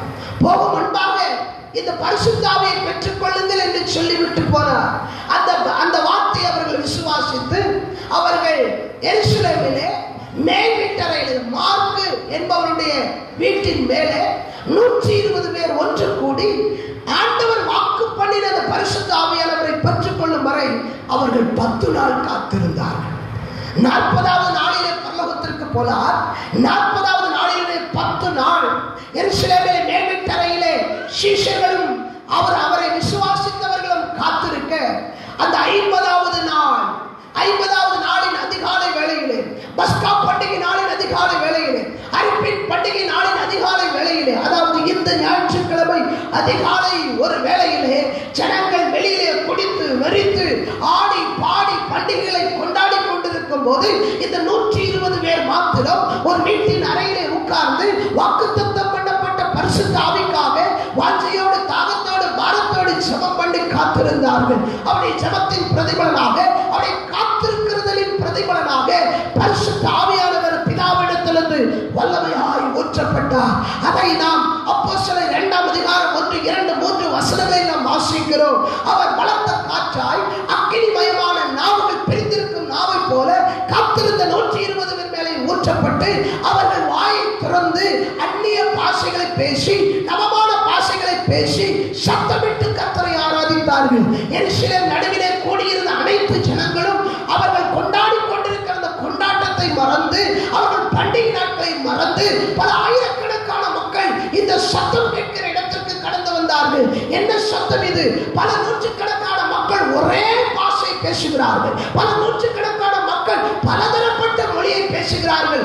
என்ன என்று பார்க்கும்படி கூடி வந்தார்கள். கூடி வந்து அவர்கள் நினைத்த அந்த நினைப்பு என்ன? இவர்கள் எல்லாம் நன்றாக குடித்து போதையிலே உளறி கொண்டிருக்கிறார்கள் என்று சொல்ல, அங்கே அவர்கள் பேசிக் கொண்டிருந்த வார்த்தையை கவனித்த போது யூத யூதரும் கிரேக்கரும் மேத்தரும் பெர்சியரும் பேசுகிற 7 விதமான பாஷைகள் அடங்கிய பாஷைகளை அவர்கள் அங்கே பேசுகிறதை கேட்டு கலிலேயர்கள் அல்லவா, இவர்கள் எப்படி நம்முடைய பாஷைகளை பேச முடியும் என்று ஆச்சரியமாய் பார்த்து கொண்டிருந்த அந்த வேளையிலே பேதுரு எழுந்து 11 பேரை கூட எழுந்து அவன் பிரசங்கிக்கிறான், கிறிஸ்துவை பிரசங்கிக்கிறான். அவர் அதாவது யூதர்களாலும் ரோமர்களாலும் சிலுவையில் அடிக்கப்பட்ட அந்த இயேசுவை பிரசங்கிக்கிறான், காட்டி கொடுக்கப்பட்ட இயேசுவை பிரசங்கிக்கிறான், கல்லறையிலே வைத்த இயேசுவை பிரசங்கிக்கிறான். அவர் யார், எப்படிப்பட்டவர், எங்கிருந்து வந்தார், அவரால் இந்த உலகம் எப்படிப்பட்ட நன்மைகளை ஆசீர்வாதங்களை பெற்றுக்கொள்ள போகிறது என்பதை அவன் வல்லமையாய் பிரசங்கித்த பொழுது அந்த பிரசங்கத்தை கேட்டு தங்கள் இருதயத்திலே கொத்தப்பட்டவர்களாக, ஐயா இந்த ரட்சகரை, இந்த மேசியாவை நாம் இழந்து விட்டோமே, இவருடைய ரத்த பலிகளுக்கு நாம் ஆளாகிவிட்டோமே, நாம் என்ன செய்வது, நாங்கள் சாபத்தோடு வாழ வேண்டுமா என்று கேட்டபோது அவன் சொன்னான், பேதுரு சொன்னான், இல்லை, நீங்கள் மனம் திரும்பி இயேசு கிறிஸ்துவின் நாமத்தினாலே ஞானஸ்நானம் பெற்று பிரிந்து வாழ்ந்து நீங்கள் தேவனோடு இருப்பீர்களானால் உங்களுக்கு பாவம் இல்லை, சாபம் இல்லை என்று சொல்லி அன்றைக்கு அந்த 2ஆம் அதிகாரத்தின் கடைசியிலே முடிக்கிறது நீங்களும் நானும் பார்க்கிறோம். அப்படியானால் இந்த வாக்குத்தத்தம் பண்ணப்பட்ட பரிசுத்த ஆவியானவர் இந்த உலகத்திற்கு எவ்வளவு முக்கியமானவர், ஒரு விசுவாசிகளுக்கு எவ்வளவு முக்கியமானவர், ஒரு ஊழியத்திற்கு எவ்வளவு முக்கியமானவர். தேவன் அவரை இந்த பூமிக்கு அனுப்புவதன் நோக்கம் என்ன? பழைய ஏற்பாட்டு காலம் முழுவதும் நாம் தேவனை குறித்து பார்க்கிறோம். தேவனுடைய அசைபாடுகள், தேவனுடைய வழிநடத்தல்கள், தேவனுடைய சட்டத்திட்டங்கள், நியாயப்பிரமாணங்கள், கற்பனைகள், இவைகள் எல்லாம் ஆதியாகமம் முதற்கொண்டு நாம் மல்கியா தீர்க்கதரிசன புஸ்தகம் வரை நாம் அதை தேவனுடைய அசைபாடுகளை, தேவனுடைய வழிநடத்தலை பார்க்கிறோம். மத்தேயு சுவிசேஷ மார்க்கத்திலிருந்து அதற்கு பின்பு மத்தேயு, மார்க்கு, லூக்கா, யோவான் இந்த 4 சுவிசேஷங்களிலும் குமாரனாகிய இயேசு கிறிஸ்து மனித ரூபத்திலே வாழ்ந்து அவர் மக்களோடு மக்களாக வாழ்ந்து நன்மை செய்து பின்பு அடிக்கப்பட்டு நொறுக்கப்பட்டு மரித்து அடக்கம் பண்ணப்பட்டு உயிர்த்தெழுந்த நிகழ்வை நாம் 4 சுவிசேஷத்தில் வாசிக்கிறோம். அவர் உயிர்த்தெழுந்து 40 நாட்கள் வாழ்ந்து பரலோகத்திற்கு போன பின்பு அவரால் வாக்குத்தத்தம் பண்ணப்பட்ட எதற்காக இந்த கடைசி நாட்களிலே நம்மோடு கூட வாசம் பண்ணுகிறார். அன்றைக்கு இறங்கி வந்த 2000 ஆண்டுகளுக்கு முன்பாக இறங்கி வந்த ஆவியானவர் இன்றைக்கும் உலகம் முழுவதும் வியாபித்து நிரப்பிக் கொண்டிருக்கிறார், ஊழியர்களை பயன்படுத்திக் கொண்டிருக்கிறார், விசுவாச குடும்பங்களுக்குள்ளே வல்லமையாக கிரியை செய்து கொண்டிருக்கிறார், விசுவாசங்களை திரட்டிக் கொண்டிருக்கிறார், வல்லமையான காரியங்களை செய்து கொண்டிருக்கிறார். ஏன்? இந்த கடைசி காலத்திற்கு பரிசுத்த ஆவியானவரால் மட்டும்தான் விடுதலையும் அதாவது விமோசனமும் நன்மைகளும் உண்டாகும் என்று சொல்லி பிதாவாகிய தேவன் அங்கே நமக்கு சொன்னதை நாம் வாசிக்கிறோம். ஆகிய இந்த பெந்தேகோஸ்தே நாளில் நீங்களும் நானும் என்ன தியானிக்க போகிறோம்? தொடர்ந்து ஒரு சில வாரங்கள் இந்த ஆவியானவரை குறித்து நாம் தியானிக்க போகிறோம். ஏனென்றால் திரித்துவத்தில் ஒருவரானது. நாம் அடிக்கடி சொல்லுகிறோம் பிதா, குமாரன், பரிசுத்த ஆவியானவர் என்று சொல்லுகிறோம். இந்த 3 நாமங்களையும் நாம் அடிக்கடி நம்முடைய நாவுகளினாலே உச்சரிப்பதை நீங்கள் கேட்டிருப்பீர்கள்.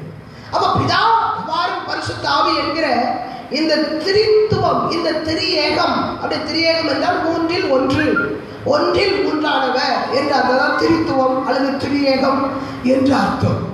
அந்தந்த காலகட்டங்களிலே தேவன் தன்னை இப்படி அழைத்து இப்படி கிரியை செய்ய வைக்கிறார், இப்படி கிரியை செய்து கொண்டிருக்கிறார். அந்த கிரியை செய்கிற தேவனின் ஒரு பகுதி தான் பரிசுத்த ஆவியானவர். இந்த பரிசுத்த ஆவியானவர் தான் இந்த கடைசி காலத்திலே சபைகளை நிரப்பிக் கொண்டிருக்கிறார், அது ஆத்துமாக்களை ரட்சித்துக் கொண்டிருக்கிறார், சுகமளிக்கிற காரியங்களை கொடுத்துக் கொண்டிருக்கிறார். இந்த ஆவியானவரை குறித்து அதிகமாக நீங்கள் அறிய அறிய அறிய உங்களுக்குள்ள இடம் புரியாத மகிழ்ச்சியும், இனம் புரியாத ஒரு விதமான அபிஷேகம் உங்களுக்குள்ளே பெருகும், இனம் புரியாத ஒரு விதமான வல்லமை உங்களை ஆட்கொள்வதை நீங்கள் அறிந்து கொள்ள முடியும். ஆவியானவரை குறித்து ஆதியாகமம் 1ஆம் அதிகாரம் முதற்கொண்டு வெளிப்படுத்தின விசேஷம் வரை ஆவியானவரை குறித்து ஏராளமான காரியங்கள் மறைபொருளாகவும் அல்லது வெளிப்படுத்தப்பட்டவைகளாகவும் மனிதர்கள் மூலமாகவும் தீர்க்கதரிசிகள் மூலமாகவும் தம்முடைய பிள்ளைகள் மூலமாகவும் ஏராளமான காரியங்களை அவர் தொகுத்து எழுதி வைத்திருக்கிறார்.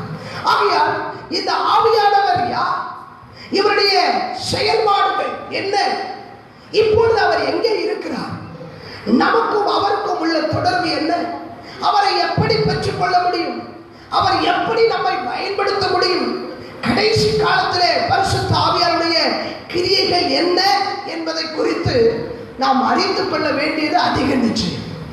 இந்த கொரோனா வைரஸ் நாட்களிலே இது முடிந்த பின்பு சபைகள் அதிகமாக வல்லமையோடு அது கிரியை செய்யும் என்று அநேகர் சொல்லியிருக்கிறார். வின்சென்ட் செல்வகுமார், ஓவன்சி லாசரஸ் போன்றவர்கள் இணைந்து நடத்துகிற இந்த ஜெப காரியங்களை நீங்கள் கவனித்திருப்பீர்களானால் இந்த வியாதி வரும் என்றும், இந்த வியாதி மறுபடியும் கண்காணாத இடத்திற்கு போய்விடும், அழிந்து விடும் என்றும், இதுக்கு மருந்து மாத்திரை இல்லாமலே ஒரு நாள் ஆச்சரியமாய் இது அழிந்து விடும் என்றும் கர்த்தர் சொல்லி இருப்பதாக அவர்கள் சொல்லிக் கொண்டிருக்கிறார். அதை நாங்களும் விசுவாசிக்கிறோம். ஆமென், ஹல்லேலூயா. ஏனென்றால் இந்த வியாதி எப்படி வந்ததோ அப்படியே போய்விடும் என்று ஆண்டவர் 5 வருடங்களுக்கு முன்பாகவே தெளிவாக சொல்லி இருக்கிறார். இந்த வெட்டுக்கிளிகள் இன்னைக்கு ராஜஸ்தான், குஜராத், அந்த பஞ்சாப் இந்த பகுதிகளிலே வெட்டுக்கிளிகள் கோடிக்கணக்காய் நிரப்பிக் கொண்டிருக்கிறதே, பயிர்களை அழித்துக் கொண்டிருக்கிறதே. இந்த வெட்டுக்கிளிகளை குறித்து 5 வருஷத்திற்கு முன்பாக தீர்க்க தரிசனம் உரைக்கப்பட்டிருக்கிறது. தினத்திலே அவர்கள் அதை வாசித்து அந்த உண்மையான காரியத்தை சொன்னார்கள். கவனிங்கள், அப்ப இந்த நாட்டிலே, இந்த தேசத்திலே, நம்முடைய பகுதியில் நடக்கிற ஒவ்வொன்றும் கர்த்தருக்கு சித்தமில்லாமல் நடப்பது இல்லை. ஆமென். கர்த்தருக்கு தெரியாமல் ஒன்று நடப்பது இல்லை. தேவனுடைய அநாதி தீர்மானத்தின்படி அந்தந்த காலங்களிலே எந்தெந்த உலக நாடுகளை எப்படி எப்படி நடத்த வேண்டுமோ அப்படி தேவன் தம்முடைய ஜனங்களை நடத்தி கொண்டிருக்கிறார். அதை நாம் அறிந்து கொள்ளும்போதுதான் இதிலிருந்து தப்பித்துக் கொள்ளவும், இதில் நிற்கவும், நம்மை பாதுகாத்துக் கொள்ளவும் முடியும். கிறிஸ்தவர்களைப் போல எல்லாம் தெரிந்தவர் இந்த உலகத்தில் யாரும் இருக்க முடியாது என்று நினைக்கிறேன். ஏனென்றால் கடந்த உலகத்தையும், நடந்து கொண்டிருக்கிற உலகத்தையும், நடக்க போகிற உலகத்தின் காரியங்கள் முழுமையும் நம்முடைய கையில் இருக்கிற பரிசுத்த வேதாகமத்திலே இருக்கிறது. ஆகையால் தான் உங்களுக்கும் எனக்கும் தெரிந்தது உலகத்திற்கு தெரியாது என்று சொல்லுகிறேன். இந்த வேதத்தை வாஞ்சையோடு தாகத்தோடு வாசிக்கிற ஒவ்வொரு தேவனுடைய பிள்ளைகளுக்கும் முக்காலங்களையும் அறிந்து கொள்ளக்கூடிய அபிஷேகத்தை கர்த்தர் கொடுப்பார். ஆகையால் தான் இந்த பரிசுத்த ஆவியானவர் இனி வரப்போகிற நாட்களிலே வல்லமையாக செய்வாட போகிறாரா, சபைகளிலே எழுப்புதலை கொண்டு வர போகிறாரா, தனி மனித வாழ்விலே எழுப்புதலை கொண்டு வர போகிறாரா, நம்முடைய பரிசுத்தமான ஜீவிதம், சாட்சியான ஜீவிதங்கள் அதிகமாக பரவ போவதாக ஆண்டவர் தீர்க்கதரிசிகள் மூலமாக அவர் நமக்கு வாக்கு பண்ணி இருக்கிறார். ஆகையால் இந்த பரிசுத்த ஆவியானவரை நீங்கள் நானும் அதிகமாக அறிந்து கொள்ள வேண்டும். ஆமென் சொல்லுங்க. ஹல்லேலூயா. அறிந்து கொள்ள வேண்டும். ஏனென்றால் தேவனை குறித்த அறிவு நம்மை வீணர்களும் கனியற்றவர்களுமாக இருக்க மாட்டார். வேற எதெல்லாமோ நோண்டிட்டு இருக்கணும். அதை தெரிஞ்சுக்கணும், இதை தெரிஞ்சுக்கணும், அதை புரிஞ்சுக்கணும், இதை புரிஞ்சுக்கணும் அப்படின்னு நிறைய காரியத்தை நம்ம நோண்டிக்கிட்டு இருக்கிறோம். ஆமாம், இன்றைக்கு செல்போன் கையில் வந்ததுலேருந்து நிறைய ஆராய்ச்சிகளை செய்து கொண்டு இருக்கிறோம். எப்படி விதவிதமாக சமையல் செய்யலாம், எப்படி புட்டு அவிக்கலாம், அப்புறம் எப்படி ஊறுகாய் போடலாம், நிறைய அதை நோண்டி அதை பார்த்துட்டே இருக்கிறோம். ஆனால் பரிசுத்த ஆவியானவரை அறிந்து கொள்ளவோ, வேதத்தை அறிந்து கொள்ளவோ, தேவனுடைய எதிர்காலத்தை அறிந்து கொள்ளவோ, அவருடைய திட்டங்கள், செயல்பாடுகளை அறிந்து கொள்ளவோ நம்ம அதிகமாக பயன்படுத்தினா நம்முடைய உள்ளான மனிதன் வல்லமையாய் பயன்படுவான். ஆமென். உள்ளான மனிதன் வல்லமையாய் பலப்படுத்தப்படுவான். வீணான காரியங்களில் நேரம் செலவு செய்யாது. எது பிரயோஜனமானதோ, எது முக்கியமானதோ அதற்கு நம்முடைய நேரங்களை கொடுப்போமானால் அது நம்முடைய வாழ்க்கையில் ஆசீர்வாதங்களை கொண்டு வரும். அப்படியானால் பரிசுத்த ஆவியானவரை குறித்து நீங்கள் கற்றுக்கொள்ளுங்கள். அவர் கடலின் ஆழத்திலும் மேலானவர். வானத்துக்கு பூமிக்கு எவ்வளவு தூரமோ அவ்வளவு தூரம் அவருடைய செயல்பாடுகள் விரிவாக இருக்கிறது, அகற்று கிடக்கிறது. அவரை ஒவ்வொருத்தரும் ஒவ்வொரு காலப்பட்டம். ஒருத்தர் பரிசுத்த ஆவியானவரை பனி போல பார்த்தேன் என்று சொல்லுகிறார், ஒருத்தர் ஒளியாக பார்த்தேன் என்று சொல்லுகிறார், ஒருத்தர் பிராவாக பார்க்கிறார், ஒருத்தர் தென்றல் காற்றாய் வர்ணிக்கிறார், ஒருத்தர் அக்கினியாய் வர்ணிக்கிறார், பெரும் காற்றாய் ஒருத்தர் வர்ணிக்கிறார். ஒவ்வொருத்தருக்கும் அவர் தன்னை விதவிதமாய் வெளிப்படுத்துகிறார். பரிசுத்த ஆவியானவர் விதவிதமாய் வெளிப்படுத்துகிறார். அப்படியானால் அவரை அறிந்து கொள்வதற்கு நம்முடைய ஆயுசு நாள் போதா. பரிசுத்த ஆவியானவரை புரிந்து கொள்வதற்கு நம்முடைய ஆயுசு நாட்கள் போதா. ஆனாலும் நாம் இருக்கிற நாட்களிலே ஒவ்வொரு நாளும் இந்த கடைசி காலத்திலே நமக்குள்ளே வாசம் பண்ணுகிற, நம்மை நடத்துகிற ஆவியானவரை அதிகமாய் அறிந்து கொள்ள பிரயாசப்பட வேண்டும். நேரங்களை செலவு செய்ய வேண்டும். ஆமென். ஹல்லேலூயா. பரிசுத்த ஆவியை குறித்து ஒரு சில காரியங்களை சொல்லி முடிக்க விரும்புகிறேன். தொடர்ந்து ஒவ்வொரு வாரம் தியானிப்போம். முதலாவதாக இந்த பரிசுத்த ஆவியானவர் யார் என்கிற சந்தேகம் உங்களுக்கு இருக்கும். கவனிங்கள், பிதா குமாரன் பரிசுத்த ஆவியானவர் என்று சொல்லுகிறோம். பிதா யாருன்னு கேட்கிற சந்தேகம் இருக்கும். குமாரன் யார்? அவங்க பரிசுனாங்க 3 பேரை போட்டு குழப்பறீங்க. நமக்கு ஒரே தெய்வம் தானே, ஒன்றே குலம் ஒருவனே தேவன் என்று அண்ணா சொன்னாரே. ஒன்றே குலம் ஒருவனே தேவன். ஆமா, ஒருவர் தான் தேவன். பின்னா இதுக்கு பேரு இப்ப வந்து கவனிங்க, ஒருத்தருக்கு 3 பேர் இருக்கு, ஒருத்தருக்கு 4 பேர் இருக்கு. ஆனா ஆள் ஒரு ஆள் தான். அதாவது கவனிங்க, டேனியல், பால், இன்னொரு பேர் சேர்த்துக்கிறாங்க. டேனியல் வேற, பால் வேற, அப்புறம் மோசஸ் வேற. இது 3 பேர் ஒரு ஆளா? இல்ல, பால், மோசஸ், டேனியல் 3 பேர் வேற வேற. ஆனா அந்த 3 பேர் எடுத்து ஒரு ஆள் வச்சிருக்கோம். பால், மோசஸ், டேனியல். இது பைபிள்ல மோசஸ் வேற, டேனியல் வேற, பால் வேற. ஆனா 3 பேருக்கு ஒரு ஆள் வச்சுட்டு ஒரு ஆளை பார்த்து கூப்பிடுறாங்க, பால், மோசஸ், டேனியல். பால், மோசஸ், டேனியல் வந்திருக்கிறாரு. அது எப்படியா சாத்தியமா? நான் சொல்றேன், பால் தனியா வருவா, டேனியல் தனியா வருவா, மோசஸ் தனியா தானே வர முடியும். 3 பேரும் 3 மனுஷன் ரூபம் கொண்டவர். பால், மோசஸ், டேனியல் வருவான்னு பார்த்தாச்சுன்னா ஒரு ஆள் வந்தா நீங்க என்ன சொல்லுவீங்க? அப்படியா? இல்லை இல்லை இல்லை, உருவம் ஒண்ணுதான், ஆனா பேர் 3. இந்த 3 பெயர்களை ஒருவருக்குள்ளே அடக்கி பால், மோசஸ், டேனியல். இந்த ஜான் வேற, பால் வேற. யோவான் அவருக்கு பேர் ஜான். பால் அப்போஸ்தலனாகிய பவுல் அவர் வேற. ஜான் பால் கூட 2 பேரும் வருவாங்க. இல்லை, ஒரு ஜான் பால் அப்படின்னு கூட ஒருத்தர் தான் வருவார். அப்ப 2 பெயரை அடக்கி ஒருவர். உங்க எல்லாருக்கும் 2 பேர் இருக்கும். ஒரு சில பேருக்கு தான் ஒரு பேர், சிங்கிள் பேர். கிறிஸ்தவத்துல எல்லாமே நான் வந்த புதுசுல எல்லாருமே பால் சேர்த்து தான் வச்சேன். எல்லாருக்கும் பால் அபிஷேக், பால் பென்னி, அப்புறம் பால் ஆல்வின், அப்புறம் பால் ரிச்சர்ட், இப்படி நிறைய எல்லாம் பால் பால் பால் சேர்த்து ஆரம்பத்தில் ஞானஸ்தானம் கொடுக்கும்போது, அதுக்கப்புறம் அந்த பாலெல்லாம் தயிரானதுனால அந்த விட்டுட்டேன். அந்த வச்ச பால், அதை யாருக்கெல்லாம் பால் பேர் வச்சோ அதில் தயிர் போராயி அது அந்த போனதுனால சரி இந்த பரிசுத்தவான்கிற பேரை வச்சு நம்ம எதுக்கு பிரச்சனை உண்டு பண்ணுவாங்க அப்படின்னு சொல்லி அந்த பாலுங்கிற பேரை எடுத்துட்டு இப்போ அவங்க என்ன விரும்புகிறாங்களோ அந்த பேரை வச்சிருக்கு. முதல்ல அப்படிதான் வாலிபர்களுக்கெல்லாம் கேட்டு பாருங்க, எல்லாரும் அப்படித்தான் பேர் இருக்கும். பால் அபிஷேக், பால் ஆவின், அது மாதிரி தான் இருக்கும். சரி, பால் பென்னி அந்த மாதிரிலாம் பேர் வச்சுருக்கோம். ஆனால் கிடையாது, அது சரியா தோணாதனால விட்டுட்டேன். ஆண்டவருக்கு ஸ்தோத்திரம். அப்போ பெயர் ஒன்றுதான், ஆழ்த்துவம் ஒன்றுதான், கிரியைகள் 3.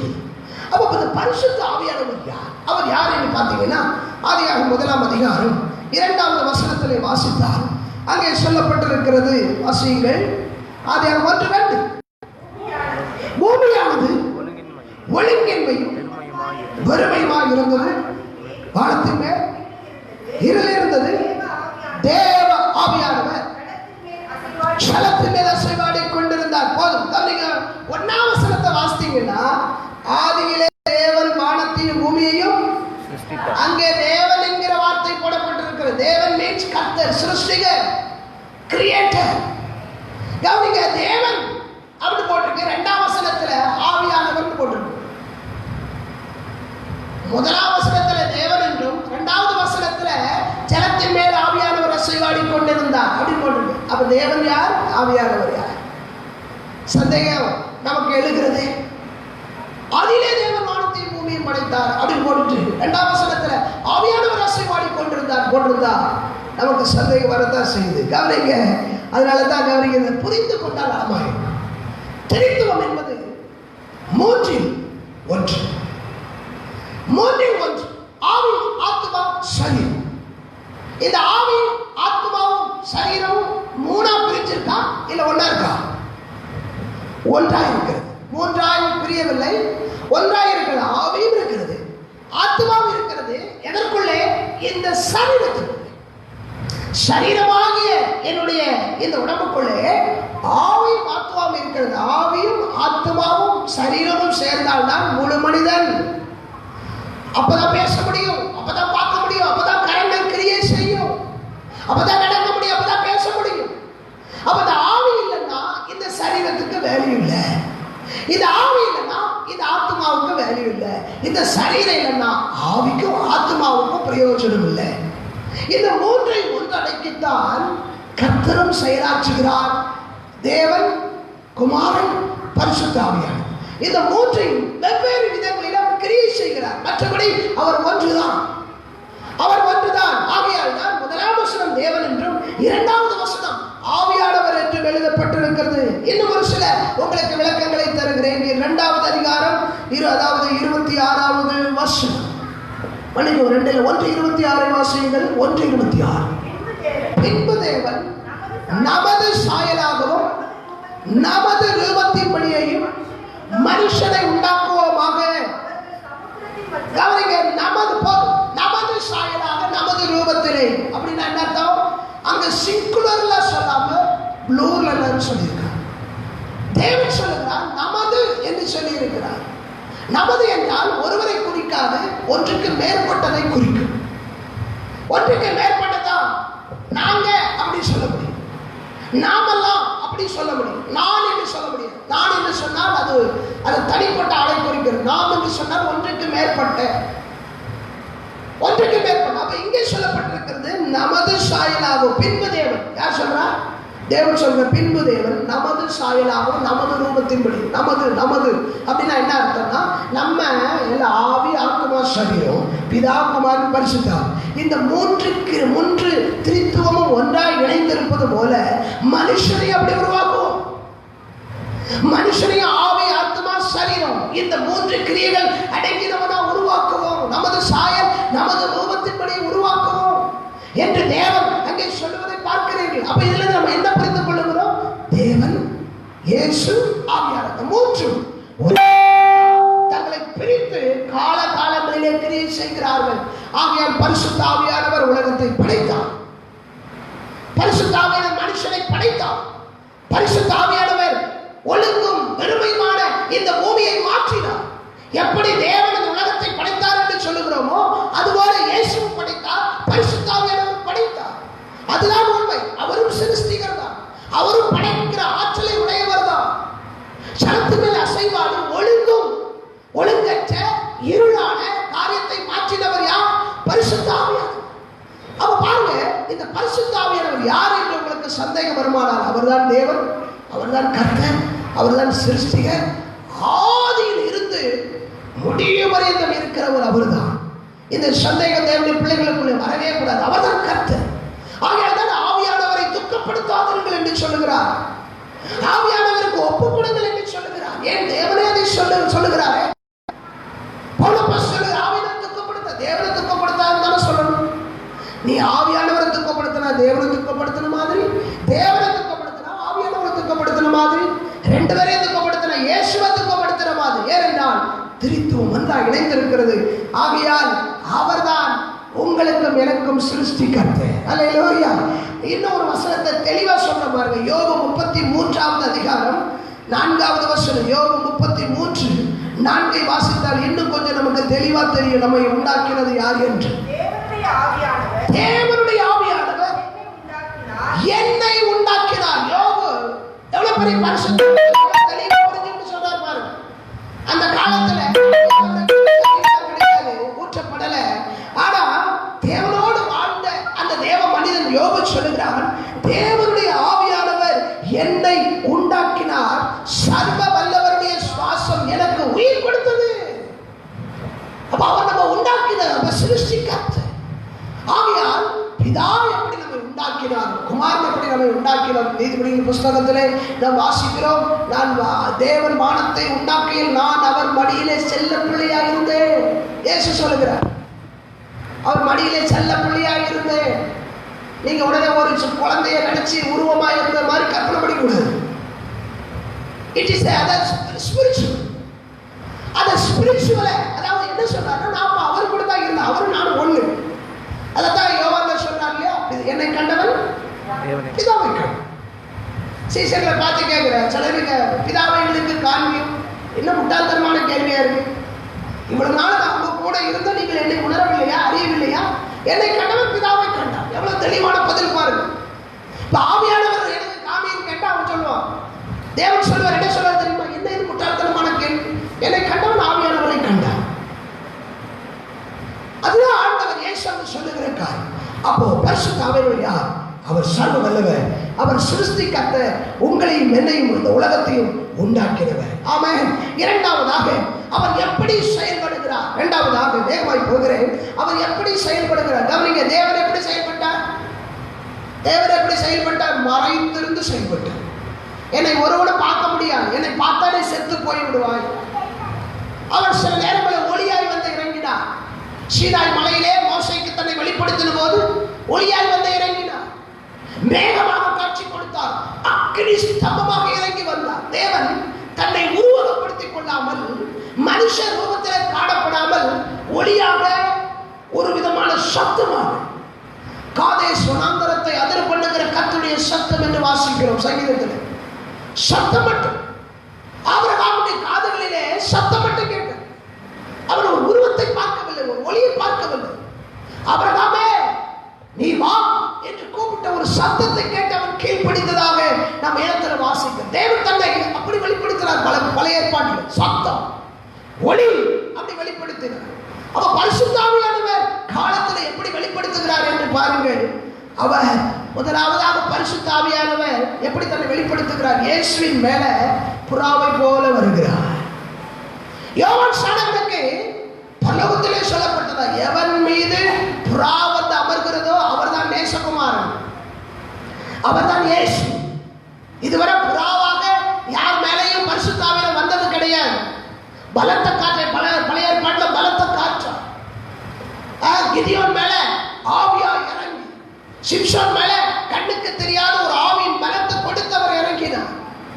தாவீதின் மேல மறைவான ஆவியா இறங்கி தீர்க்க தரிசனம் சொல்ல வைத்தார். எசேக்கியேல், எரேமியா இப்படிப்பட்டவர்களுக்கு ஆவி வந்தது, அவர்கள் தீர்க்க தரிசனம் சொன்னார்கள் என்று எழுதப்பட்டிருக்கிறது. ஆனால் புதிய ஏற்பாட்டில் மட்டும்தான் ரூபத்தை காண்பிக்கிறார். பரிசுத்தாவின் ஒரு ரூபம். முதலாவதாக வெண்மையான ஒரு புறா, அழகான ஒரு புறா, கவனமற்ற ரூபத்திலே இயேசுவின் மீது வந்து இறங்குகிறார். இயேசுவுக்கு முன்பாகவே யோவான் ஸ்நானகன் பரிசுத்த ஆவியினாலே உற்பத்தியானவன் தான். பரிசுத்த ஆவியானவர் உற்பத்தியானவன், பரிசுத்த ஆவியை பெற்றுக்கொண்டவன் தான். ஆனால் ரூபமாக வருவது என்றால் இயேசுவின் மேல மட்டும்தான் முதலாவது ரூபத்தோடு வந்தார். புறா இறங்கி பரலோகத்தில் இருந்து ஒரு வெண் புறா இறங்கி வந்து யோர்தான் நதியிலே மூழ்கி ஞானஸ்நானம் பெற வந்த இயேசுவின் மீது வந்து அமர்ந்த போது கண்டு கொண்டான் யோவான் ஸ்நானகன், எவன் மீது புறா வருகிறதோ அவன் தான் நேசகுமாரன் என்று சொல்லி அவன் கேட்ட, உம்மால் நான் ஞானஸ்நானம் பெற வேண்டியது இருக்க, என்னிடத்தில் வரலாமா என்று கேட்டபோது கர்த்தர் சொன்னார், இப்பொழுது இடப்படும் எல்லா நீதியும் நிறைவேற்றும்படி இப்படி ஆயிற்று, இதெல்லாம் தேவனால் திட்டம் பண்ணப்பட்டது என்று சொல்லி அவர் கவனிங்க. இப்போ எப்படி இப்போ பரிசுத்த ஆவியானவரை பார்க்க முடியுமா? இன்னைக்கு இயேசுவை போட்டோவை பார்க்குறோம். இயேசுவை பார்க்க நினைக்கிறவங்க சிலுவையை நினைச்சா இயேசுவை நினைக்க முடியும். ஏனென்றால் அவர் சிலுவையில் மறித்தவர். இயேசுவை நினைக்கணும்னா கொல்கதா மலை நினைச்சா இயேசு ஞாபகத்துக்கு வருவார். எருசலேமின் வீதிகளை நினைத்தால் இயேசு அடிக்கப்பட்டது ஞாபகத்துக்கு வருவார். ரோமர்களை நினைத்தால் இயேசுவை சவுக்கினால் அடித்தது ஞாபகத்துக்கு வரும். யூதர்கள், பரிசேயர்கள், வேதபாரகர்கள் இவர்களெல்லாம் நினைச்சா இயேசுவை எவ்வளவு மோசமா காட்டி கொடுத்தாங்க. இந்த பேர் வரும்போதெல்லாம் இயேசு இயேசு இயேசுங்கிற ஞாபகம். எருசலேம் பட்டணத்தின் வீதியில நடக்கும் போதெல்லாம் இயேசுவின் ஞாபகம் வரும். கானானை நினைத்தால் இயேசு செய்த அற்புதங்கள் ஞாபகத்துக்கு வரும். கலிலேயாவை நினைத்தால் இயேசு சீசர்களை தெரிந்து கொண்டது ஞாபகத்துக்கு வரும். கெத்செமனே நினைத்தால் இயேசு பாரத்தோடு கண்ணீரோடு ஜெபித்தது ஞாபகத்துக்கு வரும். இப்படி இயேசுவை ஞாபகப்படுத்தக்கூடிய ஆயிரக்கணக்கான சாட்சிகள் எல்லாம் இருக்கிறது உலகத்தில். இன்றைக்கும் அதன் மீது ஆலயம் கட்டப்பட்டிருக்கிறது. ஆனால் பரிசுத்த ஆவியானவரை நினைத்தால் நமக்கு என்ன ஞாபகம் வரும்? அவருடைய அடையாளம் என்ன? எப்படி அவரை நாம் உருவகப்படுத்திக் கொள்ள முடியும்? எப்படி அவரோடு கூட தொடர்பு கொள்ள முடியும்? கெத்செமனேயிலே போய், இன்றைக்கு எருசலேமுக்கு போறவங்க கெத்செமனேயிலே போய் இயேசு முழங்கால் படியிட்டு ஜெபித்த அந்த பாறையின் பக்கத்தில் போய் உட்கார்ந்து அவங்க கண்ணீரோடு ஜெபித்துக் கொண்டு வருகிறார். சொல்லுகிறார்கள், அந்த இடத்துக்கு போன உடனே ஒரு பிரசன்னம் நிரப்புகிறது. அந்த இடத்துல அவர் கண்ணீர் சிந்தி ஜெபித்த அந்த இடம் 2019 ஆண்டுகளாக இன்றைக்கு அது இருக்கிறது. அங்கே போய் அங்கே ஜெபங்கள் நடந்து 24 மணி நேரம் ஜெபங்கள் நடந்து கொண்டே இருக்கிறது கெத்செமனே தோட்டத்தில். அப்ப இயேசு ஜெபித்த அந்த இடம் நமக்கு ஒரு மாடலாக இருக்கு, ஒரு ஞாபகார்த்தமாக இருக்கிறது. பரிசுத்த ஆவியானவரை எப்படி நம்ம உருவப்படுத்திக் கொள்ள முடியும்? பெனிகின் என்ற ஒரு தேவ மனிதன் இன்னைக்கும் இருக்கிறார். எவருக்கு முன்பாக கேத்ரின் குல்மான் என்று சொல்லக்கூடிய ஒரு தேவ மனுஷி இருந்தார். பரிசுத்த ஆவியானவர் அதிகமாக வெளியே கொண்டு வந்ததுல இவங்க ரெண்டு பேருக்கும் பெரிய பெயர் இருக்குது. பெயர் இன்றைக்கு இருக்கிறது. கேத்ரின் குல்மான் என்ற ஒரு தேவ மனுஷி தான். அவருடைய வாயில எப்பொழுதும் பரிசுத்த ஆவியானவரை உச்சரித்துக் கொண்டு அவர் மேலே கையை இப்படிதான் வைத்துக் கொண்டு வருவார். கவனியுங்கள், என்னை பார்த்துக் கொண்டிருக்க தேவனுடைய பிள்ளைகளே, கையை இப்படி கேத்ரின் குல்மான் வரும்போது கையை இப்படி வைத்தா என்ன அர்த்தம்னா இன்னொருத்தரை பிடிச்சிட்டு வராங்கன்னு அர்த்தம். நம்மளாம் வரும்போது நடந்து வருவோம், ஆனா அவங்க இப்படி கையை வச்சுட்டு வருவாங்க. காரணம் என்ன? அவங்களுடைய விசுவாசம், அவங்களுடைய அழைப்பு என்னவென்றால் பரிசுத்த ஆவியானவருடைய கையை நான் பிடித்திருக்கிறேன், என் கையை பிடித்திருக்கிறேன். நாங்கள் 2 பேரும் போய் தான் பிரசங்கம் பண்ண போறோம். 2 பேர் போய் தான் பிரசங்கம் பண்ண போறோம். அவங்க தன்னுடைய செவ்வாறையில் எழுந்த உடனே சொல்லுவாங்க, வாரம் பரிசுத்த ஆவியானவரை நாம் இணைந்து தேவனுக்காய் ஊழியம் செய்வோம் என்று. அவங்க வரும்போதே அவங்க ட்ரெஸ் எல்லாம் பண்ணி முடிச்சோன்னு அந்த கையை இப்படி வச்சு முடிச்சுட்டு அவங்க ஸ்டேஜுக்கு வருவாங்க. வந்த உடனே எடுத்து அந்த கைகளை உயர்த்தி, இப்பொழுது நீர் கிரியை செய்யும் என்று கைகளை உயர்த்தும் போது முடமான கால்கள் சுகமாகும், மரித்த சரீரங்கள் உயிரோடு எழுந்து பயங்கரமான அற்புத வேலைகள் அடையும். காரணம் என்ன? கண்களுக்கு புலப்படாத பரிசுத்த ஆவியானவரை கண்களுக்கு தெரிந்தது போலவே மனுஷ ரூபத்தில் இருக்கிறவரை போலவே விசுவாசித்து பேசி பழகி ஆராதித்து அழுது புலம்பி விண்ணப்பங்களை வைத்து சிரித்து மகிழ்ந்திருக்கிற ஒரு விசுவாச கண்களை அவர்கள் பெற்றிருந்தார். ஜபரையிலே போன உடனே அவர் பக்கத்தில் ஒரு சேர் எடுத்து போட்டுருவார். உட்காருங்க பரிசுத்த ஆவியானவரே, நீங்க தான் எனக்கு ஜெபிக்க சொல்லி தரணும், பைபிள்ல எனக்கு புரியவே புரியாது, நீங்க தான் கற்றுக் கொடுக்கணும் என்று சொல்லி அவருக்கு முன்பாக அந்த வேதத்தை விரித்து வைத்து விடுவார். விரித்து வைத்து விடும்போது அதில் இருந்து வருகிற வெளிப்பாடுகள், கேட்கிற சத்தங்கள் வழியாக அவர்கள் பலதரப்பட்ட சத்தியங்களை புதிதாக கற்றுக்கொண்டிருக்கிறார். நாம் பார்க்கிறோம், லட்சங்கள் கீழே விழுந்து கிடக்கும். காரணம் பரிசுத்த ஆவியானவரை அப்படி விசுவாசிக்கிறவர்கள், பெண்ணையின் அவர்கள் மூலமாக அபிஷேகம் பெற்றவர்கள். ஆனால் பெண்ணையும் அந்த மாதிரியான காரியங்களை செய்கிறதை நீங்கள் இன்றைக்கு பார்க்கலாம். ஏன்னு சொல்லுகிறேன், ஒரு ஆள் தத்துவமாய் அவர் கிரியை செய்கிறார் என்கிற விசுவாசம். இயேசுவின் மேல புறாவாய் வந்தார். ஒரு சில இடங்களில் ஒளியாய் அவர் வருகிறதை நீங்கள் பார்க்கலாம். காற்றாய் கிரியை செய்வதை பார்க்கலாம். தென்றல் காற்றாக, பெரும் புயலாய், அக்கினியாக பரிசுத்த ஆவியானவர் இறங்கி. உதாரணமாக பழைய ஏற்பாட்டிலே அந்த எகிப்திலிருந்து இஸ்ரவேல் மக்கள் விடுதலையாக்கப்பட்ட வரும்போது மேக ஸ்தம்பம், அக்கினி ஸ்தம்பம். இது யாரை குறிக்கிறது? பரிசுத்த ஆவியானவரை. அந்த மேக ஸ்தம்பமே, அக்கினி ஸ்தம்பமே, தேற்றும் தெய்வமே, துணையானவரே என்று நாம் பாடுகிறோம். ஏன்? அந்த அக்கினி ஸ்தம்பத்தின் ரூபமாக, மேக ஸ்தம்பத்தின் ரூபமாக அவர் அன்றைக்கு நடத்துகிறார், இன்றைக்கும் நடத்துகிறார். ஆமென். அப்ப அவருக்கு உருவம் கிடையாது, ஆனா கிரியைகள் மூலமாக தன்னை வெளிப்படுத்துகிறார். இங்க இருக்கிறோம், அவரை நாம் பார்க்க முடியவில்லை, ஆனால் ஒரு ஒருமிடப்பட்ட ஒரு சிந்தை இருக்கிறபடினால், தேவனுடைய வார்த்தையை கவனிக்க வேண்டும் என்கிற அந்த எண்ணம் இருக்கிறபடினால் இதை செய்கிறவர் ஆவியானவர் தான், வேறு யாரும் கிடையாது. அல்லேலூயா. ஆண்டவருக்கு மகிமை உண்டாவதா. அப்ப அவர் அப்படி செயல்படுகிறார். நான் ஏற்கனவே சொன்னேன், ஆதியாகமம் 1ஆம் அதிகாரம் 2ஆம் வசனத்துல காற்றாய் அசைவாடுகிறார், அது ஒரு ரூபம். யாத்ராகமம் 13ஆம் அதிகாரம் 21, 22 அக்கினியாகவும் மேகஸ்தம்பமாகவும் தன்னை வெளிப்படுத்துகிறார், அது ஒரு ரூபம். அக்கினி ஸ்தம்பத்தை பார்க்க முடியும். அக்கினி ஸ்தம்பம் என்ன? ஸ்தம்பம் என்றால் தூண். அக்கினி எப்படி வானத்திலிருந்து ஒரு தூண் மாதிரி இறங்கி பூமியில நிற்கும், அதுக்கு வந்து அக்கினி ஸ்தம்பம். மேகஸ்தம்பம், மேகம் அப்படி உருண்டு திரண்டு அப்படி வந்து நிற்கும் பில்லர் மாதிரி, அதான் மேகஸ்தம்பம். இது இந்த இப்ப இது பார்க்க முடியுமா? அக்கினியையும் பார்க்க முடியும், மேகத்தையும் நம்மளால் பார்க்க முடியும். அப்போ அதற்குள்ளே இருந்தவர் பேசுகிறார். மேகத்துக்குள்ளே இருந்த கர்த்தருடைய வார்த்தை வந்தது, அக்கினிக்குள்ளே இருந்த கர்த்தருடைய வார்த்தை வந்தது என்று நாம் வாசிக்கிறோம். அப்ப பரிசுத்த ஆவியானவர் மேகஸ்தம்பமாய் அக்கினி ஸ்தம்பமாய் இருக்கிறார். நியாயாதிபதிகளின் புஸ்தகம் 14ஆம் அதிகாரம் 6வது வசனத்திலே தன்னை எப்படி வெளிப்படுத்துகிறார்? அபிஷேக தைலம், தைலம், தைலம். நம்ம வீட்டில் இருக்கிற எண்ணெய், அந்த அபிஷேக தைலத்தை ராஜாக்கள் மேல ஊத்தினா அவங்க அபிஷேகம் பண்ணி என்ன பண்றாங்க? நீ இதற்கு ராஜா, நீர் இதற்கு ராணி என்று சொல்லி அபிஷேகம் பண்ணுகிறார்கள். அபிஷேக தைலம் பரிசுத்த ஆவியானவர். அதனாலதான் பாடும், அபிஷேக தைலமே ஆனந்த தைலமே பனி போல பெய்யும். பனி அது ஒப்பா இருக்கிறது. கிதியோன் ஒரு தோலை எடுத்து போட்டுவிட்டு ஆண்டவர்கிட்ட சொன்னான், நீர் என்னை அழைத்தது உண்மையா? உலகம் முழுசும் பனி பெய்யக்கூடாது, இந்த தோல்ல மட்டும் பனி பெய்யும். ஆண்டவர் அதிகாலை வேளையில் உலகம் முழுசும் பனியை தடுத்து அவன் கேட்ட மாதிரி அங்கே அந்த பனித்துளிகள். கிதியோனை பயன்படுத்தினவர் ஆவியானவர். அங்கே சிம்சோனை பயன்படுத்தினவர் ஆவியானவர். சாதாரணமாக இருந்த ஒருவனை அவனுக்குள்ளே அவர் போகும்போது அவன் பயங்கரமாய் மாறிவிடுவான்.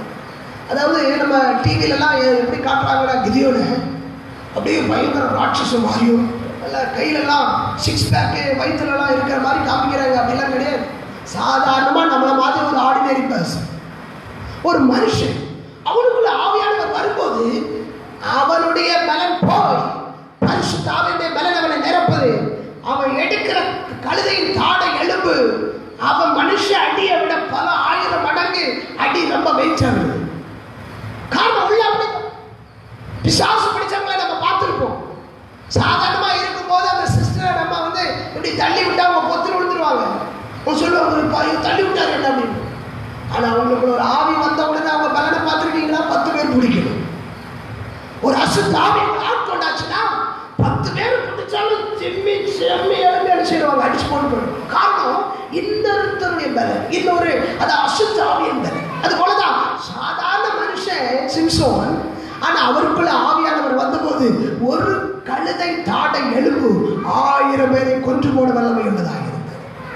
தாடை எலும்புல வல்லமை இல்லை, சரீரத்தில் வல்லமை இல்லை, உள்ள போன ஆவியானவரான வல்லமை. கண்ணுக்கு தெரியாத புலப்படாத ஆவியானவர் பல விதங்களில தன்னை வெளிப்படுத்துகிறார்.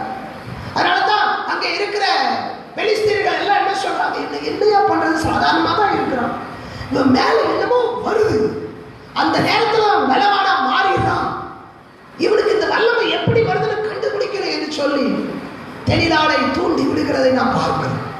அப்படியான தேவனுடைய பிள்ளைகளே, அபிஷேக தைலத்திற்கு தன்னை வெளிப்படுத்த தைலமாய் அவர் இறங்கி வருகிறார். 1 சாமுவேலின் புஸ்தகத்திலே அதை நாம் வாசிக்கலாம். 16ஆம் அதிகாரம் 13ஆம் வசனம். அங்கே சாமுவேல் அபிஷேகம் பண்ணுவதை பார்க்கிறோம். சாமுவேல் அங்கே அபிஷேகம் பண்ணுவதை வாசிக்க பார்க்கலாம். அப்பொழுது சாமுவேல் தைல கொம்பை எடுத்து நடுவிலே அபிஷேகம் பண்ணினார். அந்த நாள் முதல் கொண்டு கர்த்தருடைய ஆவியானவர்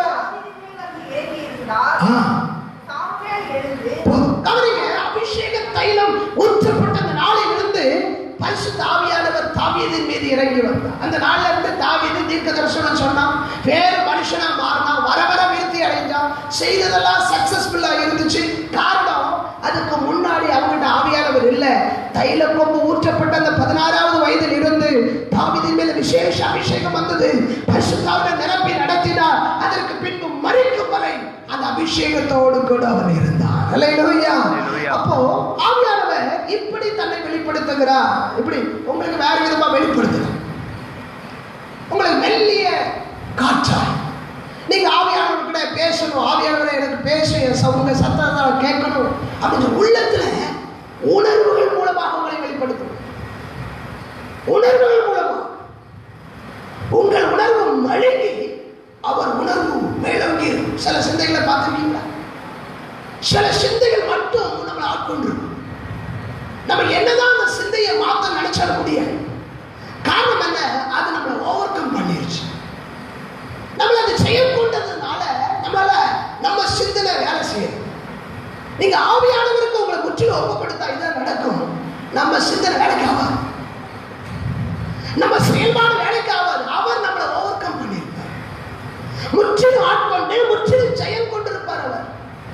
அப்படி இருக்கும் போதுதான் நம்முடைய வாழ்க்கை இந்த உலகத்துல செழிப்பா இருக்கும். ஹல்லேலூயா. ஆகையால் நீங்களும் ஆவியானவர் கூட பேசலாம், அவர் சத்தத்தை கேட்கலாம். உங்களுக்கு வேறு விதமா வெளிப்படுத்துவார். எனக்கு வெளிப்படுத்துற மாதிரி உங்களுக்கு வெளிப்படுத்த மாட்டேன். ஏன் காதுல சத்தம் கேட்ட மாதிரி உங்களுக்கு காதுல சத்தம் கேட்க உங்களுக்கு வேறு விதமா கேட்கும். அது ஆவியானவரின் செயல்பாடுகள், அந்த உணர்வுகள் மூலமாக அவர் பேச வல்லமையுள்ளவராக இருக்கிறார். ஒவ்வொருத்தருக்கும் ஒவ்வொரு விதத்துல தன்னை வெளிப்படுத்துவார். மூன்றாவதாக சொல்லி முடிக்க விரும்புகிறேன் ஒரு சில நிமிடங்கள். இப்பொழுது அவர் எங்கே இருக்கிறார், என்ன செய்கிறார் என்று சொன்னால், கவனியுங்கள். யோவான் தீர்க்கதரிசியின் புஸ்தகம் 2ஆம் அதிகாரம் 28வது வசனத்திலே வாசித்த கடைசி நாட்களிலே மாம்சமான யாவர் மேலே ஆவியை ஊற்றுவேன் என்று சொன்னவர். யோவான் 14ஆம் அதிகாரம் 16, 17 படி இன்றைக்கு உங்களுக்குள்ளே எனக்குள்ளே வந்து வாசம் பண்ணுகிறார். அல்லேலூயா. இயேசு அப்படித்தான் சொன்னார். அவர் உங்களுக்குள்ளே வாசம் பண்ணுவார். இயேசு நமக்கு வெளியிலே வாசம் பண்ணினார். மாம்ச ரூபத்திலே சரீர உருவம் கொண்ட இயேசு தன்னை விசுவாசித்து ஏற்றுக்கொண்ட ஒவ்வொரு தேவனுடைய பிள்ளைகளுக்கு அருகிலே இருந்தார். ஆனால் பரிசுத்த ஆவி, இயேசு வாக்கப்படின பரிசுத்த ஆவியானவரை விசுவாசிக்கிற தேவனுடைய பிள்ளைகளுடைய வாழ்விலே அவர் உள்ளே, நமக்குள்ளே. அந்த வசனத்தை வாசியுங்கள். 14, 16, 17. யோவான் 14ஆம் அதிகாரம் 16, 17. வேண்டிக் கொள்வேன், அப்பொழுது என்றென்றைக்கும் உங்களுடைய கூட இருக்கும்படிக்கு சத்திய ஆவியாகிய தேற்றரவாளன் தந்தருவார். உலகம் அந்த சத்திய ஆவியானவரை காணாமலும் அறியாமலும் இருக்கிறபடியினால் அவரை பெற்றுக் கொள்ள மாட்டார். கவனிங்க, அவர் உங்களுடனே வாசம் பண்ணி உங்களுக்குள்ளே இருப்பதால். ஓ பிரைஸ் தி லார்ட். அவர் எங்கே இருக்கிறாரா? உங்களோடு வாசம் பண்ணுகிறார், உங்களுக்குள்ளே வாசம் பண்ணுகிறார். எவ்வளவு அழகான வார்த்தை. இது சொன்னது யோவானோ பவுலோ அப்போஸ்தலர்கள் அல்ல, நம்முடைய ஆண்டவராகிய இயேசு கிறிஸ்து. அல்லேலூயா. ஆமா, உண்மை தெய்வம் சொந்த வார்த்தை. உங்களோடும் உங்களுக்குள்ளே வந்து ஆவியானவர் வாசம் பண்ணுவார். ஆகையால் தீமை நம்மளால அவ்வளவு சீக்கிரமா செய்ய முடியாது. அசுத்தத்துல நம்மளால வாழ முடியாது. பாவமான வாழ்க்கை அதிகமாக வாழ முடியாது. காரணம், உள்ளேயும் வெளியேயும் அவர் இருக்காரு. உள்ளேயும் அவர் இருக்கிறார், வெளியே அவர் உங்களோடு கூடவும் உங்களுக்குள்ளும். அதையும் மீறி பாவமான வாழ்க்கை செஞ்சா அவர் வருவது தெரியும், போவது தெரியாது. பரிசுத்தாவிடம் வரும்போது பலத்த காற்றாய், அக்கினியாய், மேகஸ்தம்பமாய், அனலாய், ஆவியாய் இறங்கி வருவார். நவமான நாவுகள் பேசப்பட்டு அந்நிய பாஷைகளை பேசி நம்ம அவரை பெற்றுக்கொள்வோம்.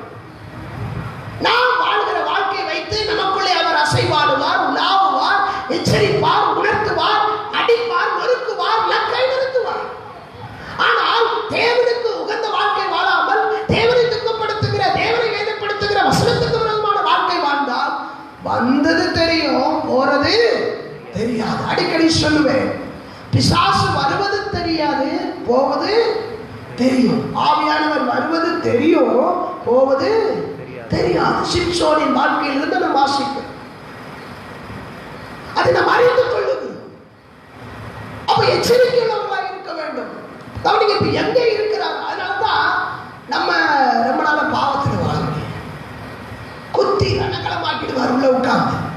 தப்பு தப்பு தப்பு, பாவம் பாவம் பாவம், போ வெளியே போ, இருக்காத இருக்காத, பேசாத, பார்க்காத என்று சொல்லி, என்ன நம்ம கூட நம்ம அம்மா அப்பா இருந்து அப்படித்தானே செய்வாங்க, நம்ம அண்ணன் தம்பி இருந்து அப்படித்தானே செய்வாங்க. தப்பு தப்பு தப்புன்னு சொல்லிட்டே இருப்பாங்களே.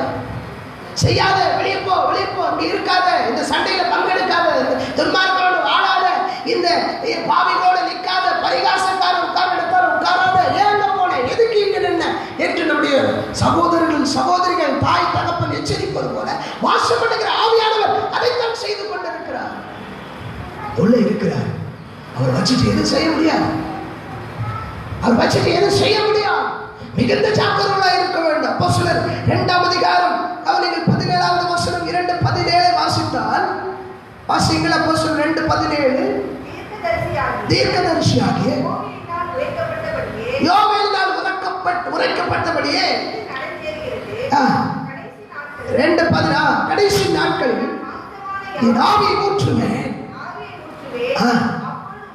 குமாரரும் உங்கள் குமாரர்களும் தீர்க்க தரிசனம் சொல்லுவார்கள், உங்கள் வாலிபர்கள் தரிசனங்களை அடைவார்கள், உங்கள் மூப்பர்கள் சொப்பனங்களை காண்பார்கள். இன்னைக்கு நிறைய பேர் சொப்பனம் பார்க்குறீங்க, ரொம்ப அழகான சொப்பனம் பார்க்குறீங்க. ஊழியம் செய்கிற மாதிரி, ஆத்மாதாயம் பண்ற மாதிரி, சிபிக்கிற மாதிரி, வியாதியஸ்தர்கள் மேல கை வைத்து சுகமாக்குற மாதிரி, மகிழ்ச்சியான வாழ்க்கை வாழ்ற மாதிரி ஐஸ்வர்யம் கனமும் மகிமையும் கிடைக்கிற மாதிரி சொப்பனம் வருது. யாரால வருகிறது?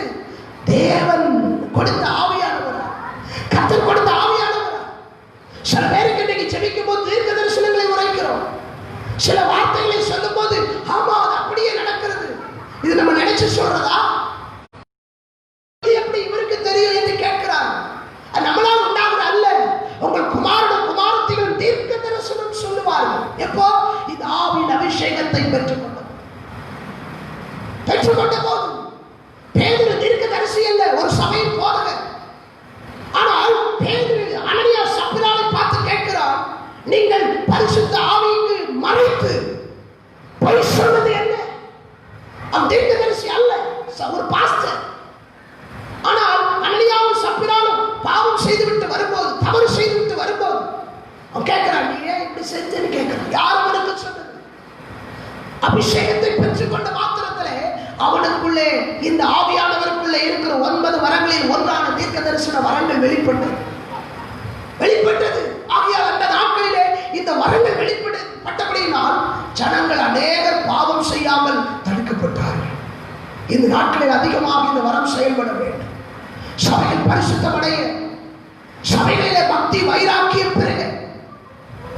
கவனிங்கள், பரிசுத்த ஆவி நமக்குள்ளே இருக்கிறார். அதைத்தான் தெளிவான வேத வசனங்கள், நிறைய வசனங்கள் இருக்கிறது. அடுத்த வாரத்தில் அவர் நமக்குள்ளே இருந்து என்ன செய்கிறார் என்று நாம் தியானிக்க போகிறோம். நேரமில்லை, ஆண்டவருக்கு ஸ்தோத்திரம். ஆகியால் இந்த பெந்தைக்கோஸ்தே நாளிலே நீங்கள் நான் தேவ சமூகத்திலே உட்கார்ந்து ஆராதித்துக் கொண்டிருக்கிறோம். தேவனை ஆங்காங்கே உட்கார்ந்து ஆராதித்துக் கொண்டிருக்க தேவனுடைய பிள்ளைகளே, ஒருவேளை இந்த பெந்தைக்கோஸ்தே நாளிலே இறங்கின ஆவியானவரை நீ பெற்றுக் கொள்ளாமல் இருப்பாயானால், இந்த நாட்கள் உனக்கு இலவசமாய் கிருபையாய் அதிகமாய் கொடுக்கப்பட்டிருக்கிறது.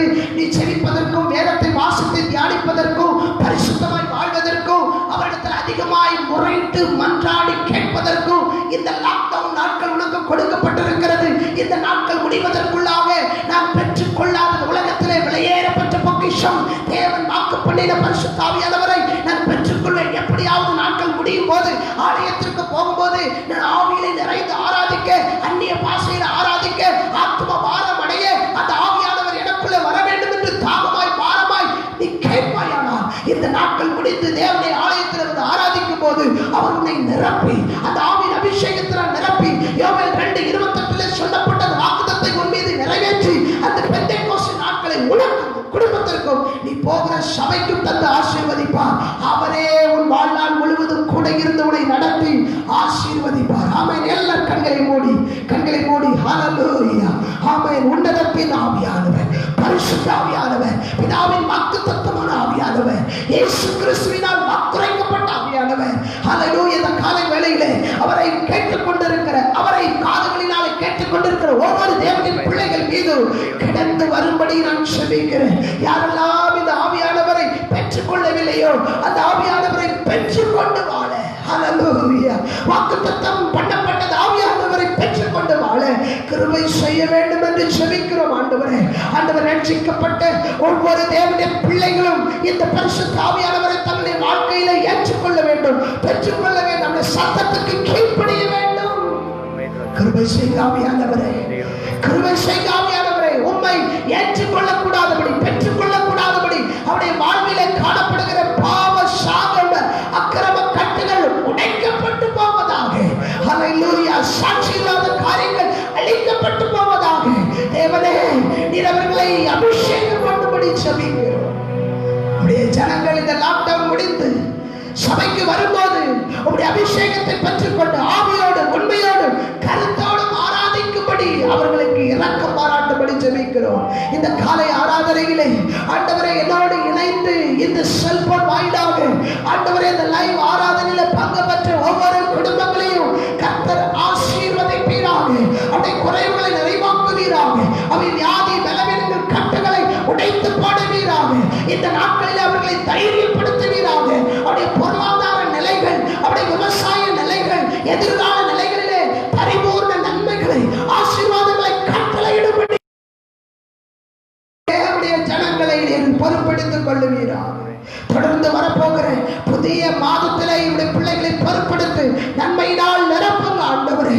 இந்த பொல்லாத வியாதி, இந்த பொல்லாத விஷக்கிருமி தேசங்களை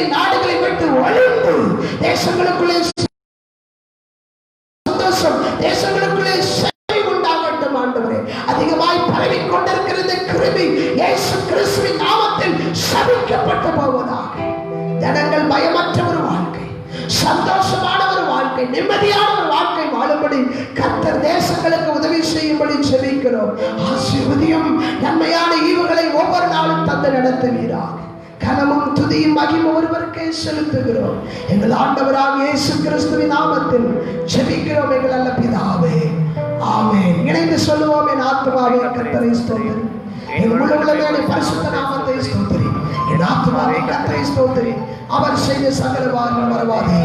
ஆமென். இந்த கர்த்தராகிய இயேசு கிறிஸ்துவின் கிருபை, பிதாவாகிய தேவனுடைய அன்பும் பரிசுத்த ஆவியானவருடைய அன்பின் ஐக்கியமும் பாதுகாப்பும் ஆசீர்வாதமும் வழிநடத்துதலும் இன்றும் என்றும் இயேசு கிறிஸ்துவின் ரகசிய வருகை பரியந்தம் நம் அனைவரோடு குழைந்து நம்மை காப்பதாக. ஆமென், ஆமென். ஹல்லேலூயா, ஹல்லேலூயா. இணைந்து ஆராதித்த ஒவ்வொரு தேவனுடைய பிள்ளைகளை கர்த்தர் ஆசீர்வதிப்பாராக. தொடர்ந்து தேவனோடு இருங்கள். தேவன் உங்களை வழி நடத்துவாராக. ஆமென். May God bless you.